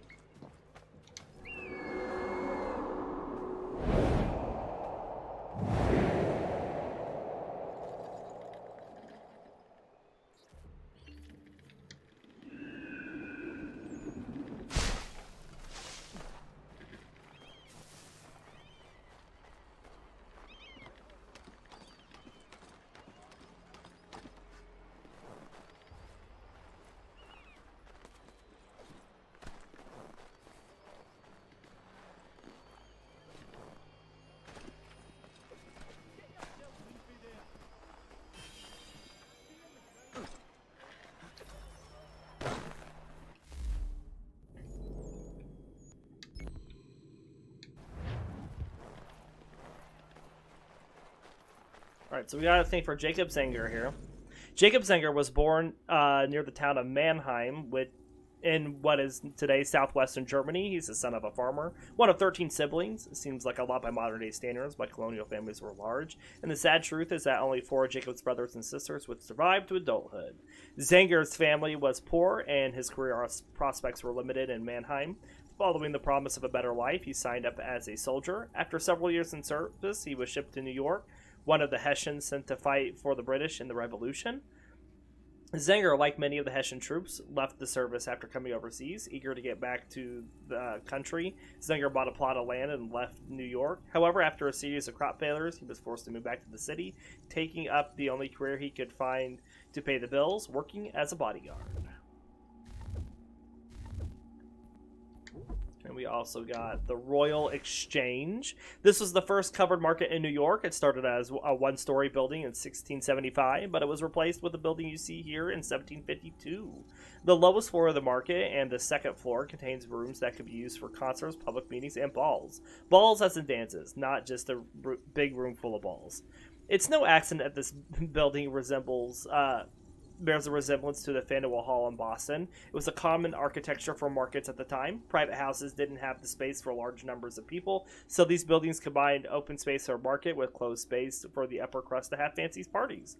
Of course, public rooms would be used by the rabble as well. The Sons of Liberty brought crowds here, notably the Jews delegates for the Second Continental Congress.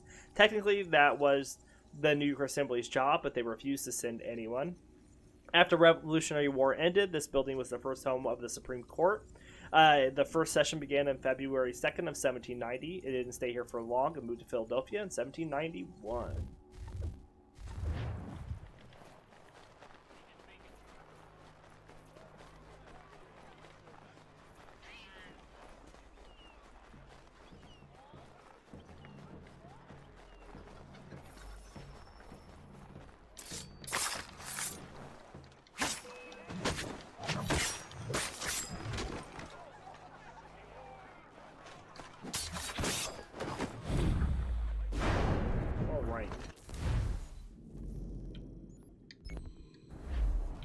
Grab this courier mission here.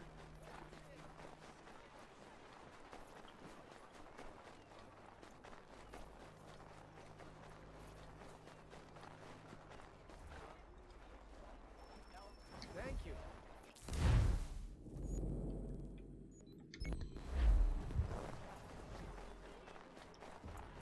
and then get up to this next almanac page.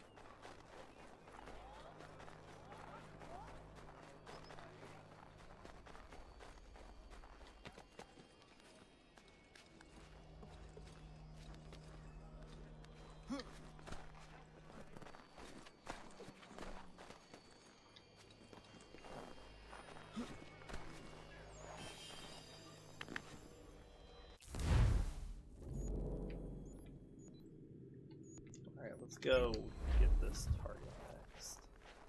Titan key unlocked. Which means we got another almanac. So, and this is another end of the year, 1738, for July. 1 month a lawyer, thou the next will be, a great physician, and the third a priest. Choose quickly one profession of the three. Marry to her, thou yet mayest court the rest. Resolve at once, deliberate no more. Leap in and stand not shriving on the shore. On anyone amiss thou canst not fall. Thou end in nothing if thou grasp at all. Since I cannot govern my own tongue, though with my own teeth, how can I hope to govern the tongues of others? 'Tis less discredit to bridge petty charges than to stoop to petty greetings. Since thou art not sure of a minute, throw not away an hour. For August, while faster than his coastive brain indites, Philo's quick hand and flowing nonsense writes. His case appears to me like honest Teague's when he was run away with his legs. Oh, Teague's? Legs. By his legs. Fabius give Philo or himself command, quicken his senses or restrain his hand. Let him be kept from paper, pen, and ink, so he may cease to write and learn to think. If you do what you should not, you must hear what you would not. Defer not thy well-doing. Be not like St. George, who is always a horseback and never rides on. Wish not so much to live long as to live well. September. These lines may be read backwards or forward. Joy, mirth, triumph, I do defy. Destroy me, death, fain would I die. Forlorn am I, love exiled. Scorn smiles, thereat hope is beguiled. Man banishes bliss, and woe must dwell. Then joy, mirth, triumph, all farewell. As we must account for every idle word, so we must for every idle silence. I have never seen a philosopher's stone that turns lead into gold, but I have known the pursuit of it may turn a man's gold into lead. Never entreat a servant to dwell with thee. October, a doubtful meeting. The female kind is countered ill, and is indeed the contrary. No man can find that hurt they will, but everywhere shew charity.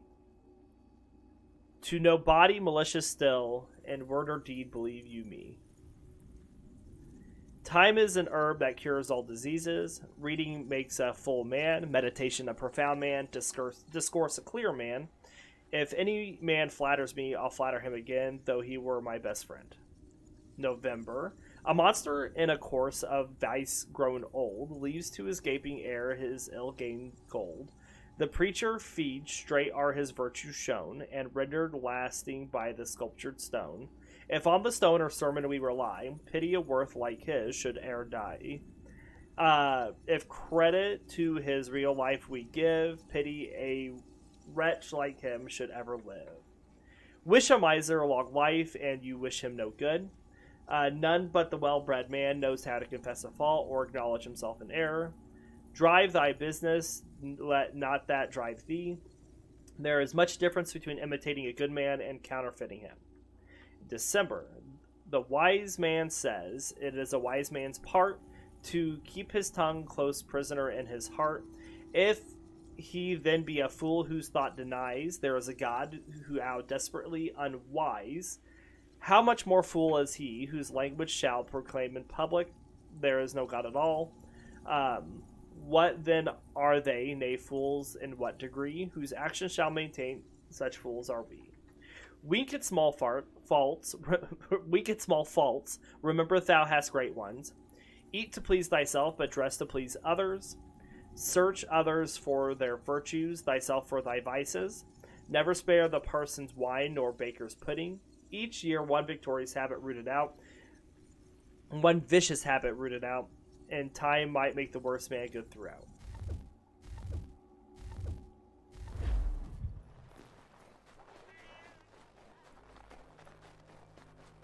All right.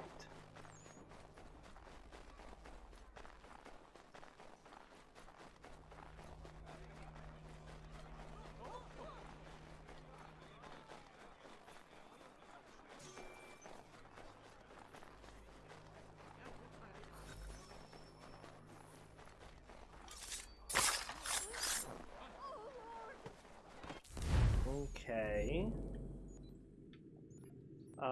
We'll get this really quick.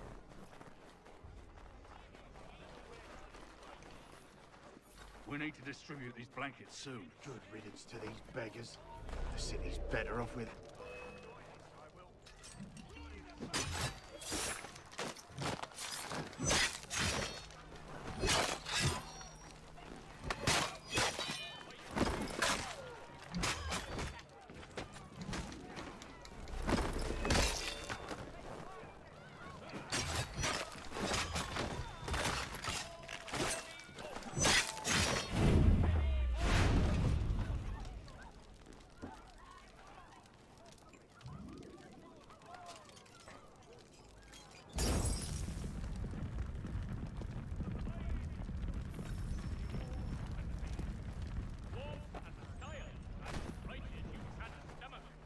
Right. Trinity School. The school opened in 1709 as a charity school, meaning it was free to attend, and the students would have been from poorer families. At the time, most well-to-do children would have been educated at home. The school was originally in the bell tower of the Trinity Church, but by the time you're seeing it, it's moved across the street. This is the only school that remained open during British occupation of New York, possibly because it was endowed by the Trinity Church, which was loyalist. Of course, Trinity also funded King's College, which was closed and used as a military hospital, but universities are known liberal hotbeds. After the Revolutionary War, the government started to focus on free public education, and the city eventually stopped funding church schools, preferring to fund secular ones. Trinity School became a private preparatory school, which it is still. It's prestigious, expensive, and has been accepting students for 300 years. That's a long time for the colonies. Of course, Eton was founded in England in 1440, and that's 20 years before Ezia was born, and around 50 years before Columbus discovered in America that Etonians would enjoy a proud tradition of looking down on for centuries to come. Oh, Sean.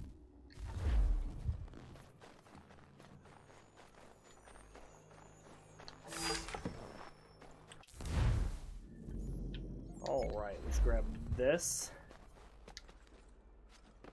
Next almanac page.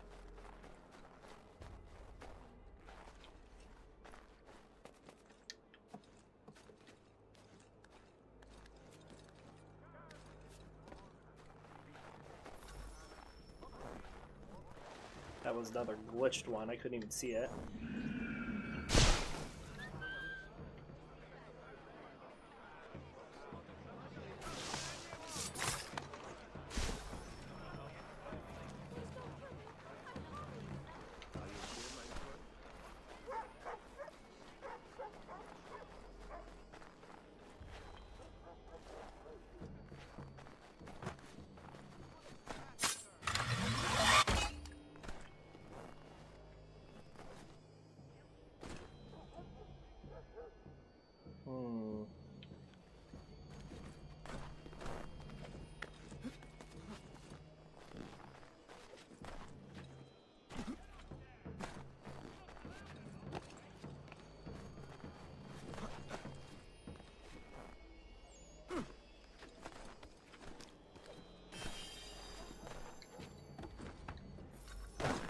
Alright, we got another almanac here.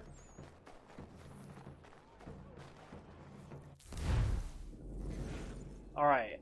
As I spent some weeks last winter in visiting my old acquaintance in the Jerseys, great complaints I heard for want of money and that leave to make more paper bills could not be obtained. Friends and countrymen, my advice on this head shall cost you nothing, and if you will not be angry with me for giving it, I promise you will not to be offended if you do not take it. You spend yearly at least £200,000, it is said, in European, East Indian, and West Indian commodities. Suppose one half of this expense to be in things absolutely necessary. The other half may be called superfluidities. Superfluous. Yeah, it's just a word. It's a word. Superfluous.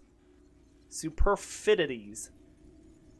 Or at best conveniences, which, however, you might live without for one little year and not suffer exceedingly. Now, to save this half, observe these few directions. When you incline to have new clothes, look first well over the old ones and see if you cannot shift with them another year, either by scouring, mending, or even patching if necessary. Remember, a patch on your coat and money in your pocket is better than a more creditable. Is better and more credible than a writ on your back and no money to take it off. When you are inclined to buy China ware, chintzes, India silks, or any other flimsy site manufacturers, I would not be so bad with you as to insist on your absolutely resolving against it, as I advise it is to put it off as you do your repentance till another year, and this in some respects may prevent an occasion of repentance. If you are now a drinker of punch, wine, or tea twice a day, for ensuring you drink them but once a day. If you now drink them but once a day, do it but every other day. If you do it now but once a week, reduce the practice to once a fortnight.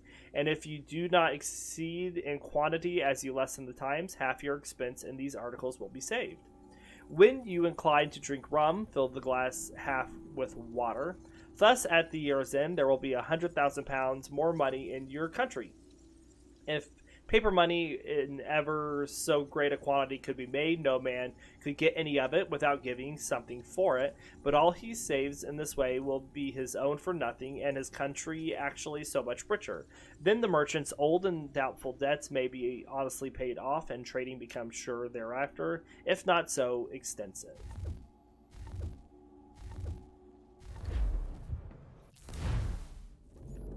Alright, let's hop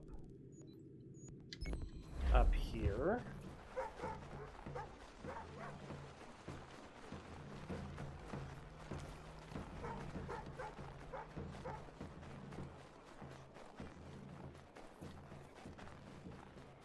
Broadway.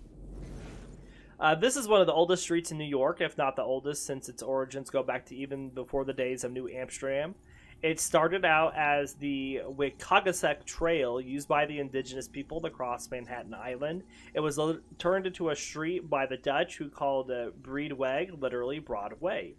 In modern-day New York, the street begins at the Bowling Green and extends across the entire island of Manhattan, through the financial district and past Times Square and Columbia University.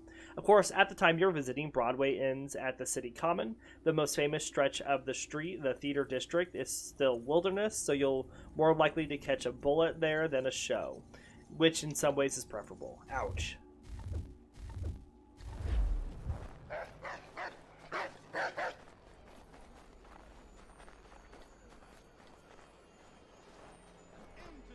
Alright, so there's a treasure chest here.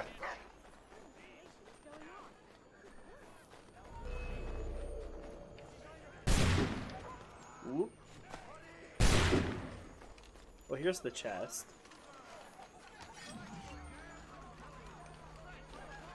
You gonna fight me or no?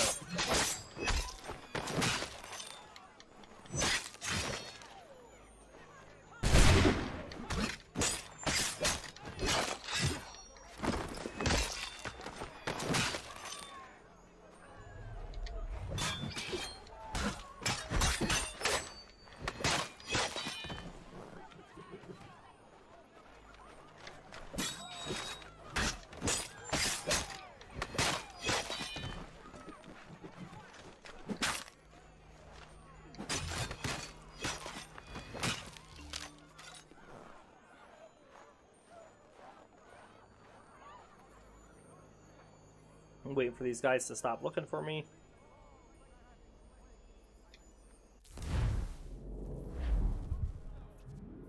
There we go. Grab this. Then we need to get up.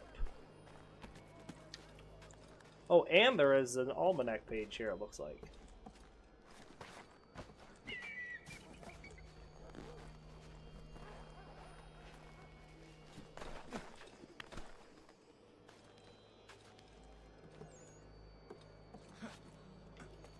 Which has gone this way.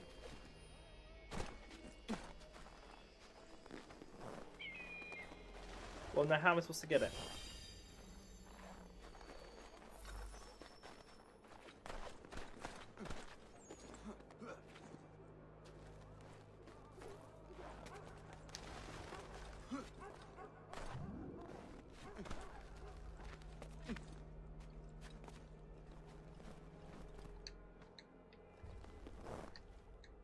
Alright, well I'm pressing synchronize and you're not synchronizing.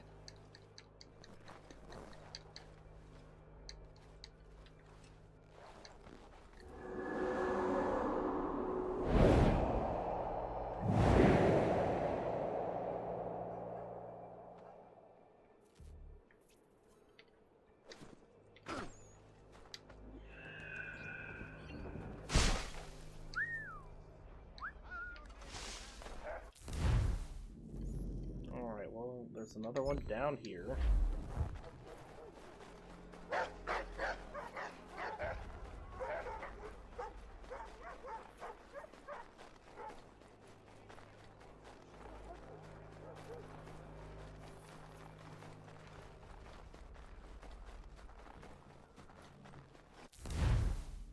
Oh, did it disappear? It disappeared. That doesn't make any sense.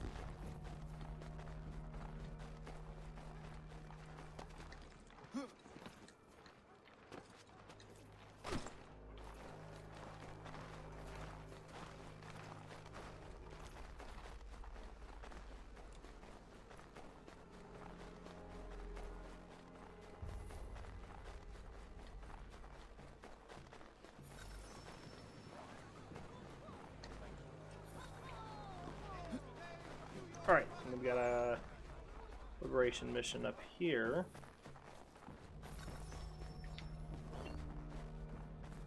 Put down the rabid dogs. A lot of disease here.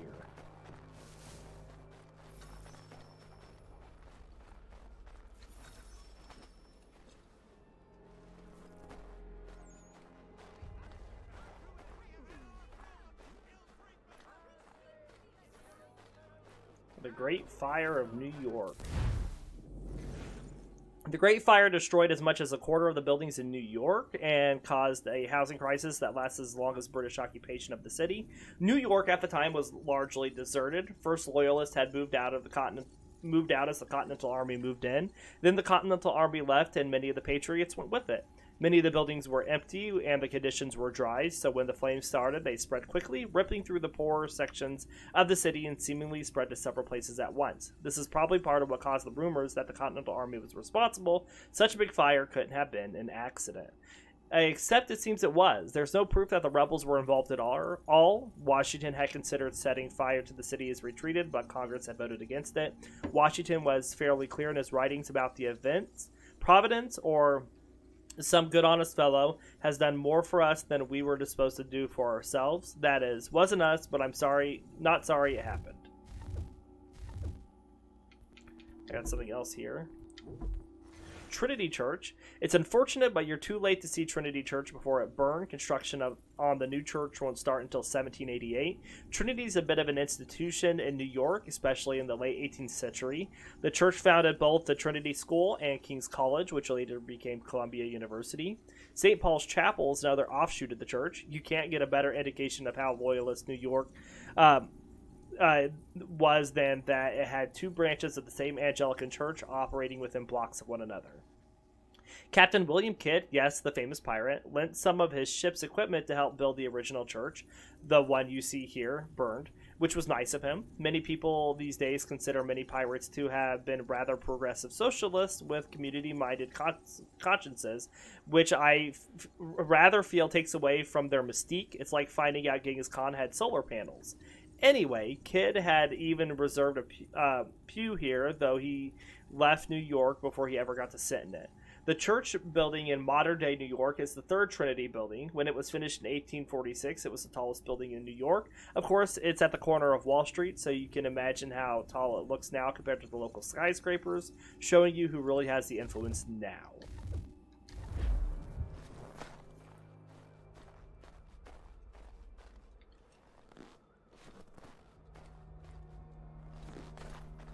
Oh, have I locked myself in here with him?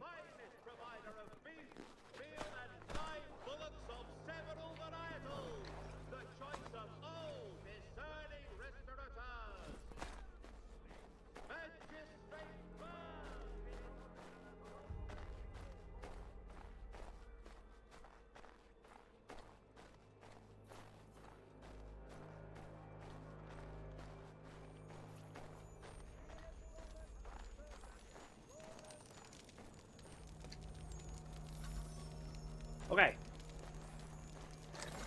Here's our contact. At least you're no beast like most of these people. Anybody who's immune has already fled. Cowards. And who are you? Jamie Colley. You need to keep doing what you're doing.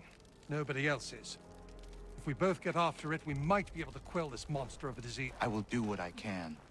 I'll be lending a hand to these doctors. Find me once you think you've done enough, and maybe we can do more.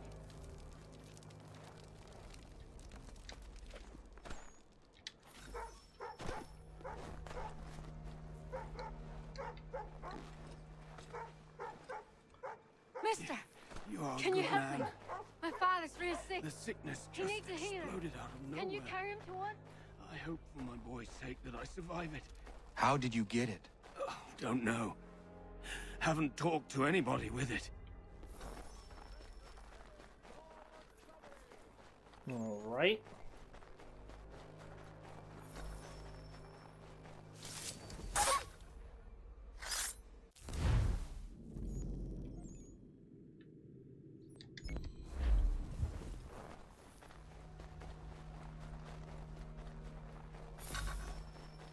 This blanket's filthy! If you want a blanket, get in line. If not, move! And we found the last fort. I didn't get to see what else the new things that popped up were.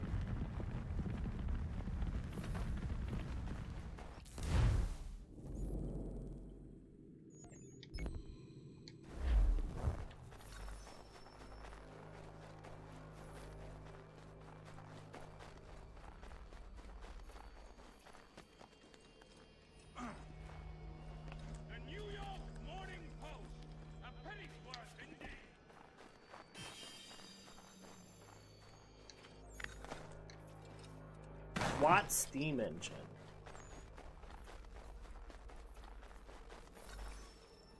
Alright, here's our next almanac here.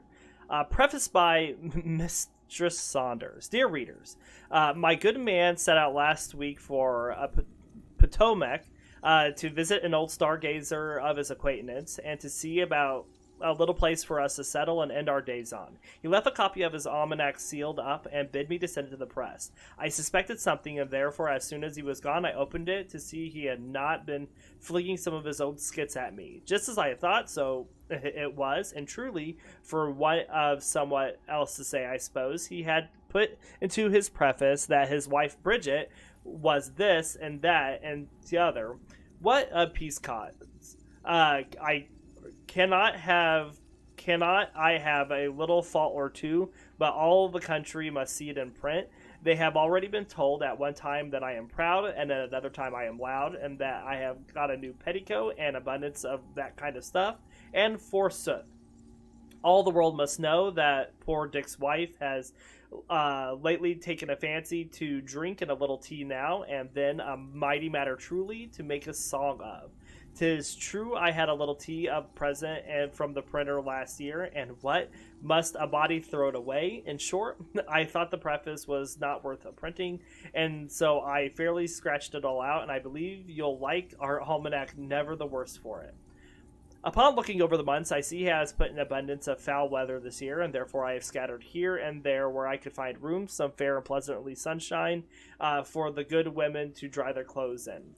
If it does not come to pass according to my desire, I have shown my goodwill, however, and I hope that they'll not take it in part.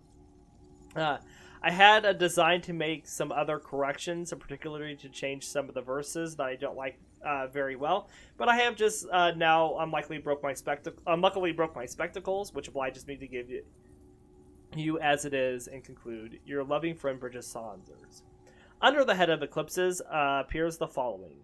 You will excuse me, dear readers, that I afford you no eclipses for the moon this year. The truth is, I do not find they do you any good.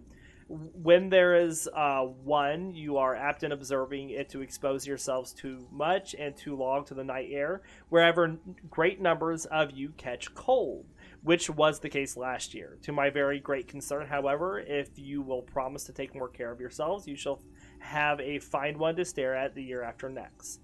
January. Dick's wife was sick and posed the doctor's skill, who differed now to cure invertebrate ill. Purging the one prescribed, no quoth another, that will do neither good nor harm, my brother. Bleeding's the only way, was the quick reply. That's certain death, but in even let Dick decide. I's no great skill, quote Richard by the Rood, but I think bleeding's like to do the most good. There are 3 faithful friends, an old wife, an old dog, and ready money. Great takers should be cropped, for they have no need of ears. If you have your shoes last, you'll put no nails in them. Who has deceived thee so oft as thyself? February. In Christendom we are all Christians now, and thus I answer if you ask me how. Where the Christ rule our lives will not comply, we bend it like a rule of lead, says I. Making it thus comply with what we be, and only thus our lives with the rule thee. But from our fathers we give the name perchance, as our king is called the King of France. Is there anything men take more pains about than to make themselves unhappy? Nothing brings more pain than too much pleasure, nothing more bondage than too much liberty or libertinism. Read much but not too many books.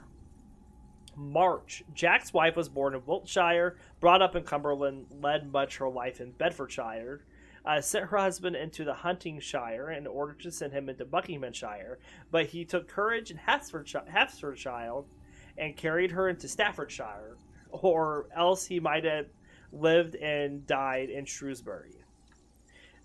He that would have let him borrow money to be repaid at Easter. Write with the learned, pronounced with the vulgar. Fly pleasures and they'll follow you. Squirrel like she covers her back with her tail. April. That all from Adam first begun, since none but Whiston doubts, and that his son and his son's son were plowmen, clowns, and louts. Here lies the only difference now, some shot off late, some soon. Your sire's morning left the plow, and ours if afternoon. Caesar did not marry the trumpful car, but more than he conquers himself. Hast thou virtue, acquire also the graces and beauties of virtue. Buy what thou hast no need of, and ere long thou shalt sell thy necessaries. If thou hast wit and learning, add it to wisdom and modesty. May, a frugal thought. An acre of land are 43,560 square feet. In 100 acres, there are 4,356,000 square feet. 20 pounds will buy 100 acres of the proprietor. In 20 euros, there are 4,800 pence, by which divide the number of feet in 100 acres, and you will find that 1 penny will buy 907 square feet, or a lot of 30 square feet square. Save your pence. You may be more happy than princes if you will be more virtuous. If you would not be forgotten as soon as you are dead and rotten. Either write things worth reading or do things worth the writing. Sell not virtue to purchase wealth, nor liberty to purchase power. June, epitaph on a talkative old maid. Beneath this silent stone is laid a noisy, antiquated maid, who from her cradle talked till death, and ne'er before was out of breath. Whither she's gone we cannot tell, for if she talks not, she's in hell. If she's in heaven, she's there unblessed, because she hates the place of rest. Let thy vices die before thee. Keep your eyes wide open before marriage, half shut afterwards. The ancients tell us what is best, but we must learn of the moderns what is fittest.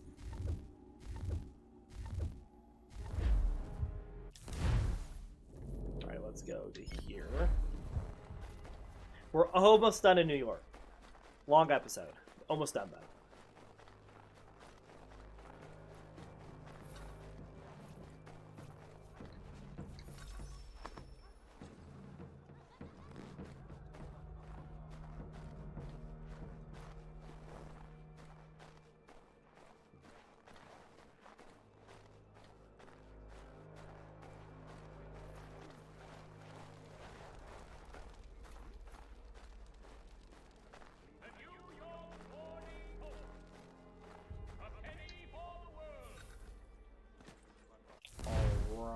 Let's go deliver this letter really fast.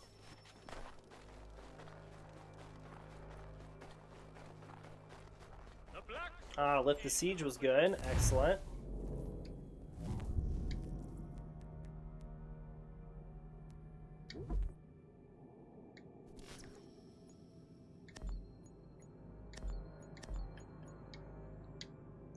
Can only send 3.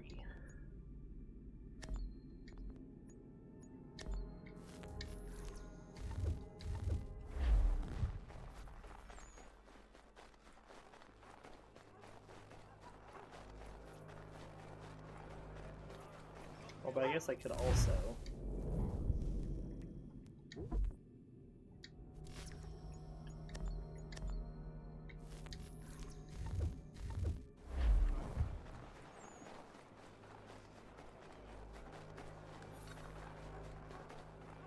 You have my everlasting gratitude, sir. All right.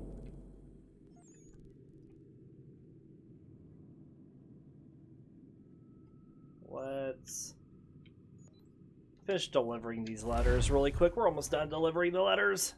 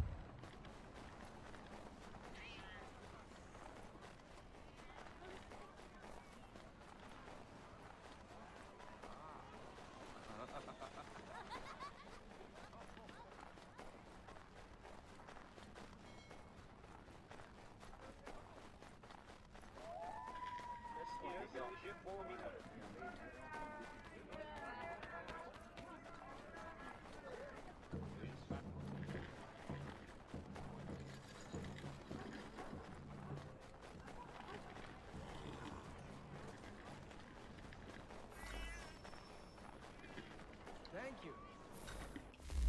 Alright, then we just gotta go get this assassination target up here, and we're done on this side.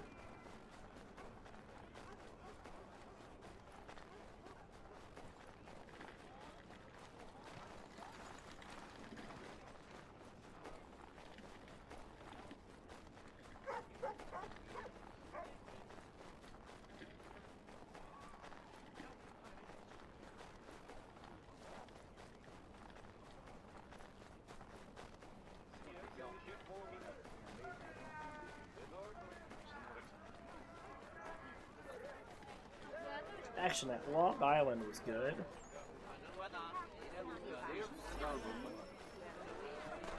Oh, he teleported quick.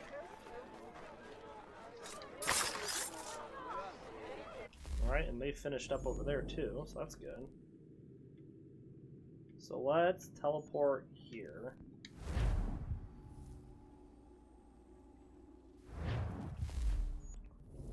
Go down here.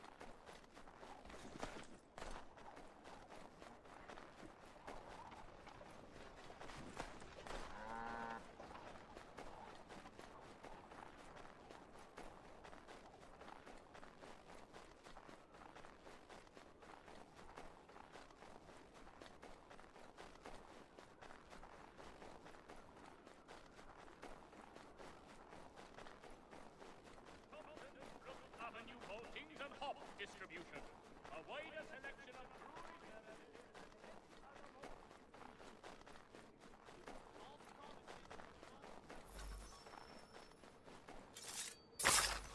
Alright, there's all the assassination targets done.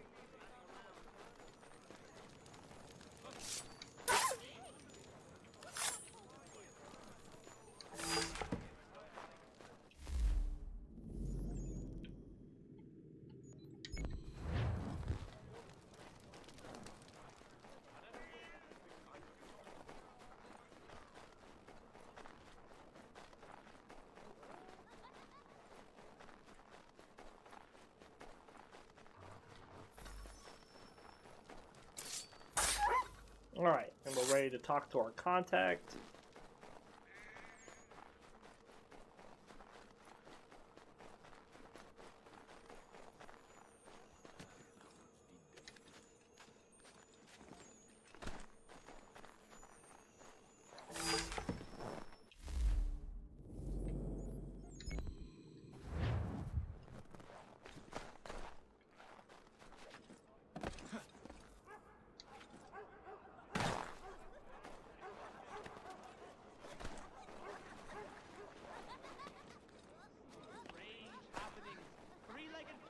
St. Paul's Chapel. This chapel opened in 1766 as an extension of Trinity Church, which is slightly farther down Broadway. Unlike Trinity Church, St. Paul's was saved from the Great Fire by local bucket brigades. The original building still stands today, making it one of the oldest churches in Manhattan.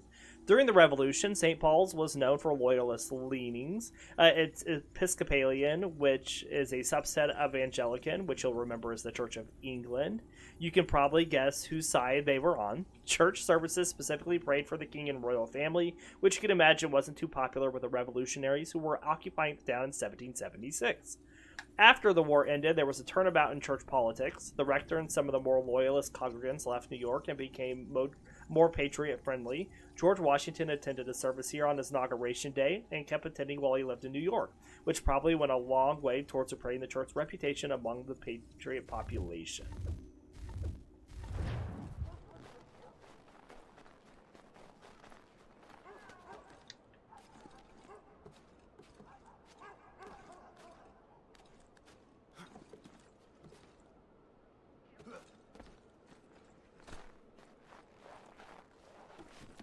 All right.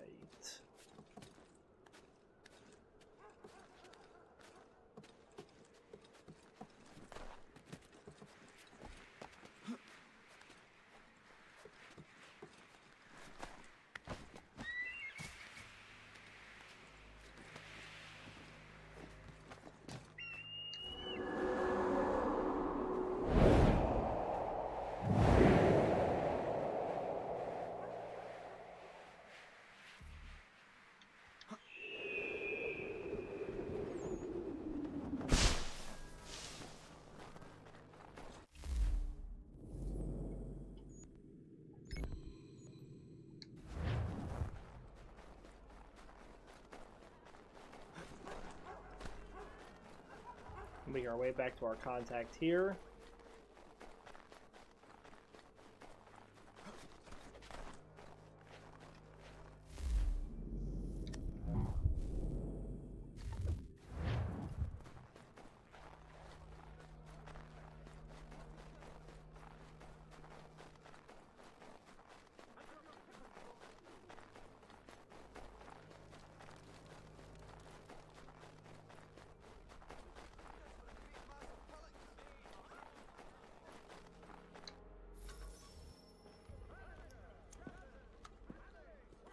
About time you showed up. What are you doing? I mean to start my inoculations. It's the most effective way to prevent the disease. Not to worry. A pity people are so damn stupid. Hey, Connor.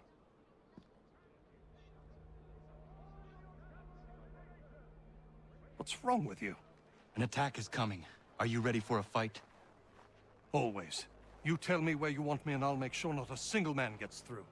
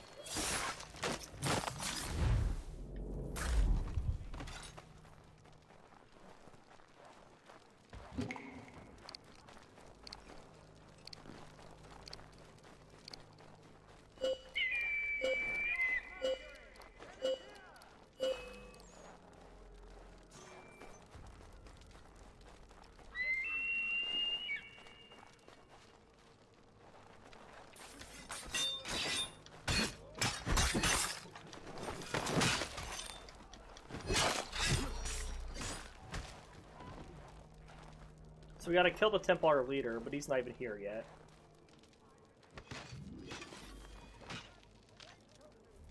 The assassins have long since branched out across the globe. The colonies are no exception. The man you killed was a Templar. And here I was thinking you were helping me.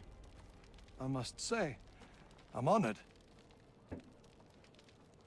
If you ever need my help again, don't hesitate.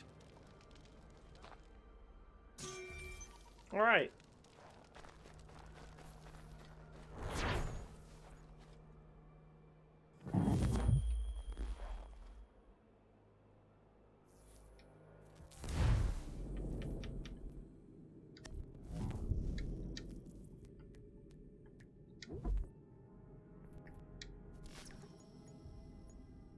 These two are still out, it says.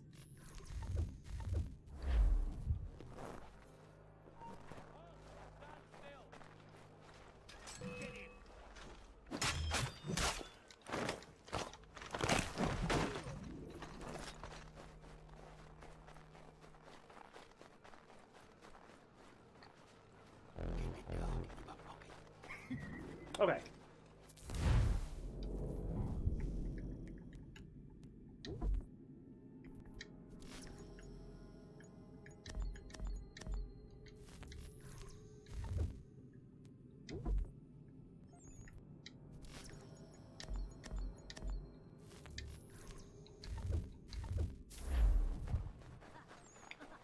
send them out. Alright, so I think we just gotta finish our mission here.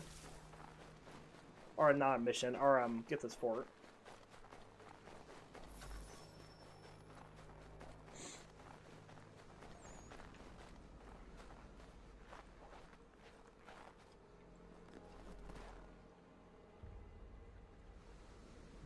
Alright, so we get the smallpox inoculation. Smallpox was one of the scourges of the 17th and 18th centuries. The list of symptoms is thoroughly pleasant. Large pustules all over your skin that are more or less guaranteed to scar, terrible fever, and vomiting. The disease is extinct now, aside from samples kept in laboratories. Yet another reason to be glad we lived in the modern age. Inoculation for smallpox in America began sometime in the early 1720s in Boston when a preacher named Cotton Mather found out about the idea from one of his slaves. The method was simple, if rather disgusting. You find someone who has a mild case of the disease, then grind up parts of their sores and put it under the skin of the person being inoculated, generally in a scratch between the thumb and the forefinger. The second person would get a less severe form of the disease, and afterward it would be immune for about 10 years. Statistically speaking, inoculation worked, but it wasn't without its drawbacks. Smallpox in any form was extremely dangerous, and people regularly died from being inoculated. Also, because inoculating people was essentially infecting them with the disease, there was always the chance that they could cause an outbreak, a case of the cure being worse than the disease. It wasn't until 1796 that a less dangerous form of the vaccination was introduced. A British doctor, of course he was British, named Edward Jenner, discovered that being infected with cowpox, which was non-lethal, would give immunity to smallpox as well. Jenner had made the discovery by infecting a young boy with cowpox and then trying to infect him with smallpox. In the name of science, I'm sure the child would have been delighted to know. Given his methods, it's not surprising Jenner's findings were frowned upon by the medical establishment, and cowpox-based vaccinations didn't see wide use until sometime after 1800. And then we should have Jamie Colley. Jamie Colley is the son of a New York dock worker, James Colley. History doesn't record the name of his mother, though the assassin records note she worked on a plantation in the southern colonies. As a boy, Colley spent 3 years as a student at the Trinity School, where he was reported as being a bright student, reading everything he could get his hands on. And instructors noted that he was destined for great things. I know you're wondering, yes, your school's permanent record is really that permanent. However, after that brief period, he disappeared from the school's attendance rolls. My guess would be that he left because he needed to start earning money. It seems Colley's prospects didn't improve through his teenage years. I have records of him being fined for vagrancy several times, which is never a sign of a high flyer. After that, he worked doing odd jobs for various local businesses, finally ending up working for a local physician, where his intelligence was recognized as an asset. He worked for several years as a doctor's assistant, where he met Connor. Alright, and let's get in. Well, that way is shut.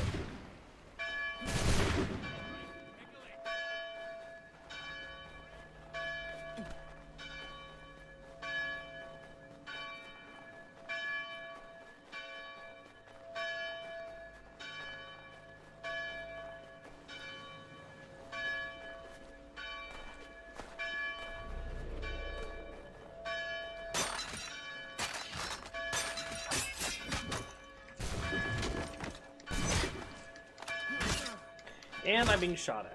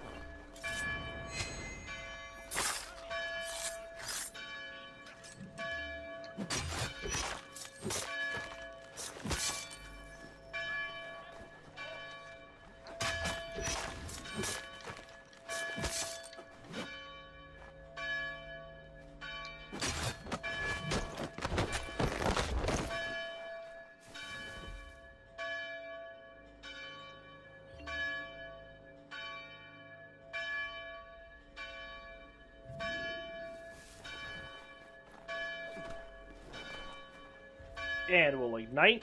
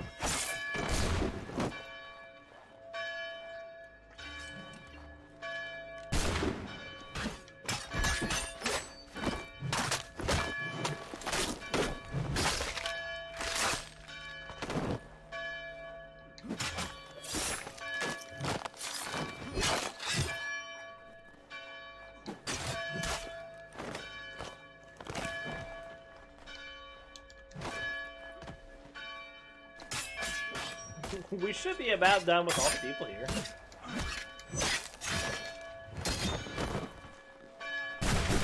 I didn't get that human shield. That was the last one we needed to for the challenge. Oh, I'm sure there'll be more.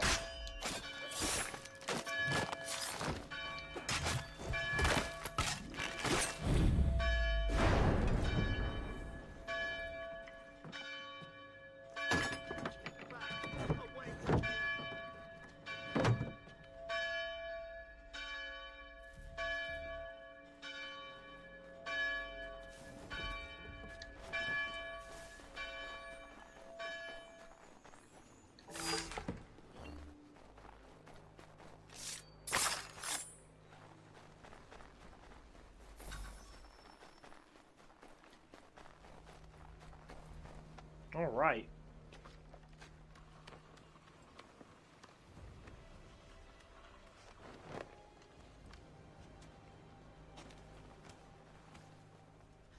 Back! Away, damn you!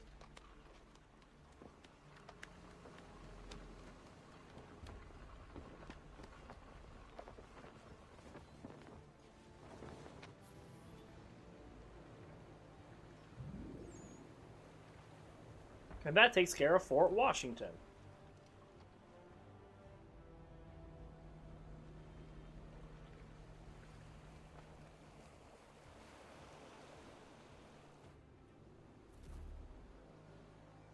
And I think that's everything thus far I can get here. Looks like it.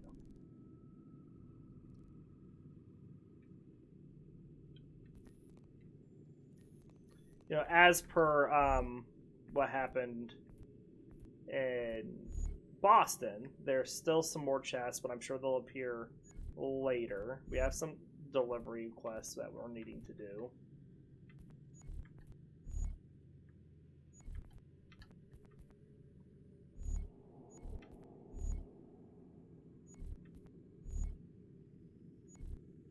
We got all the forts. So we're still needing 4 more hiding places and 5 more air assassinations there. The frontiersman wants us to dive from a height of 50 meters, discover the location of every trading post in the frontier, and listen to all of Washington's conversations.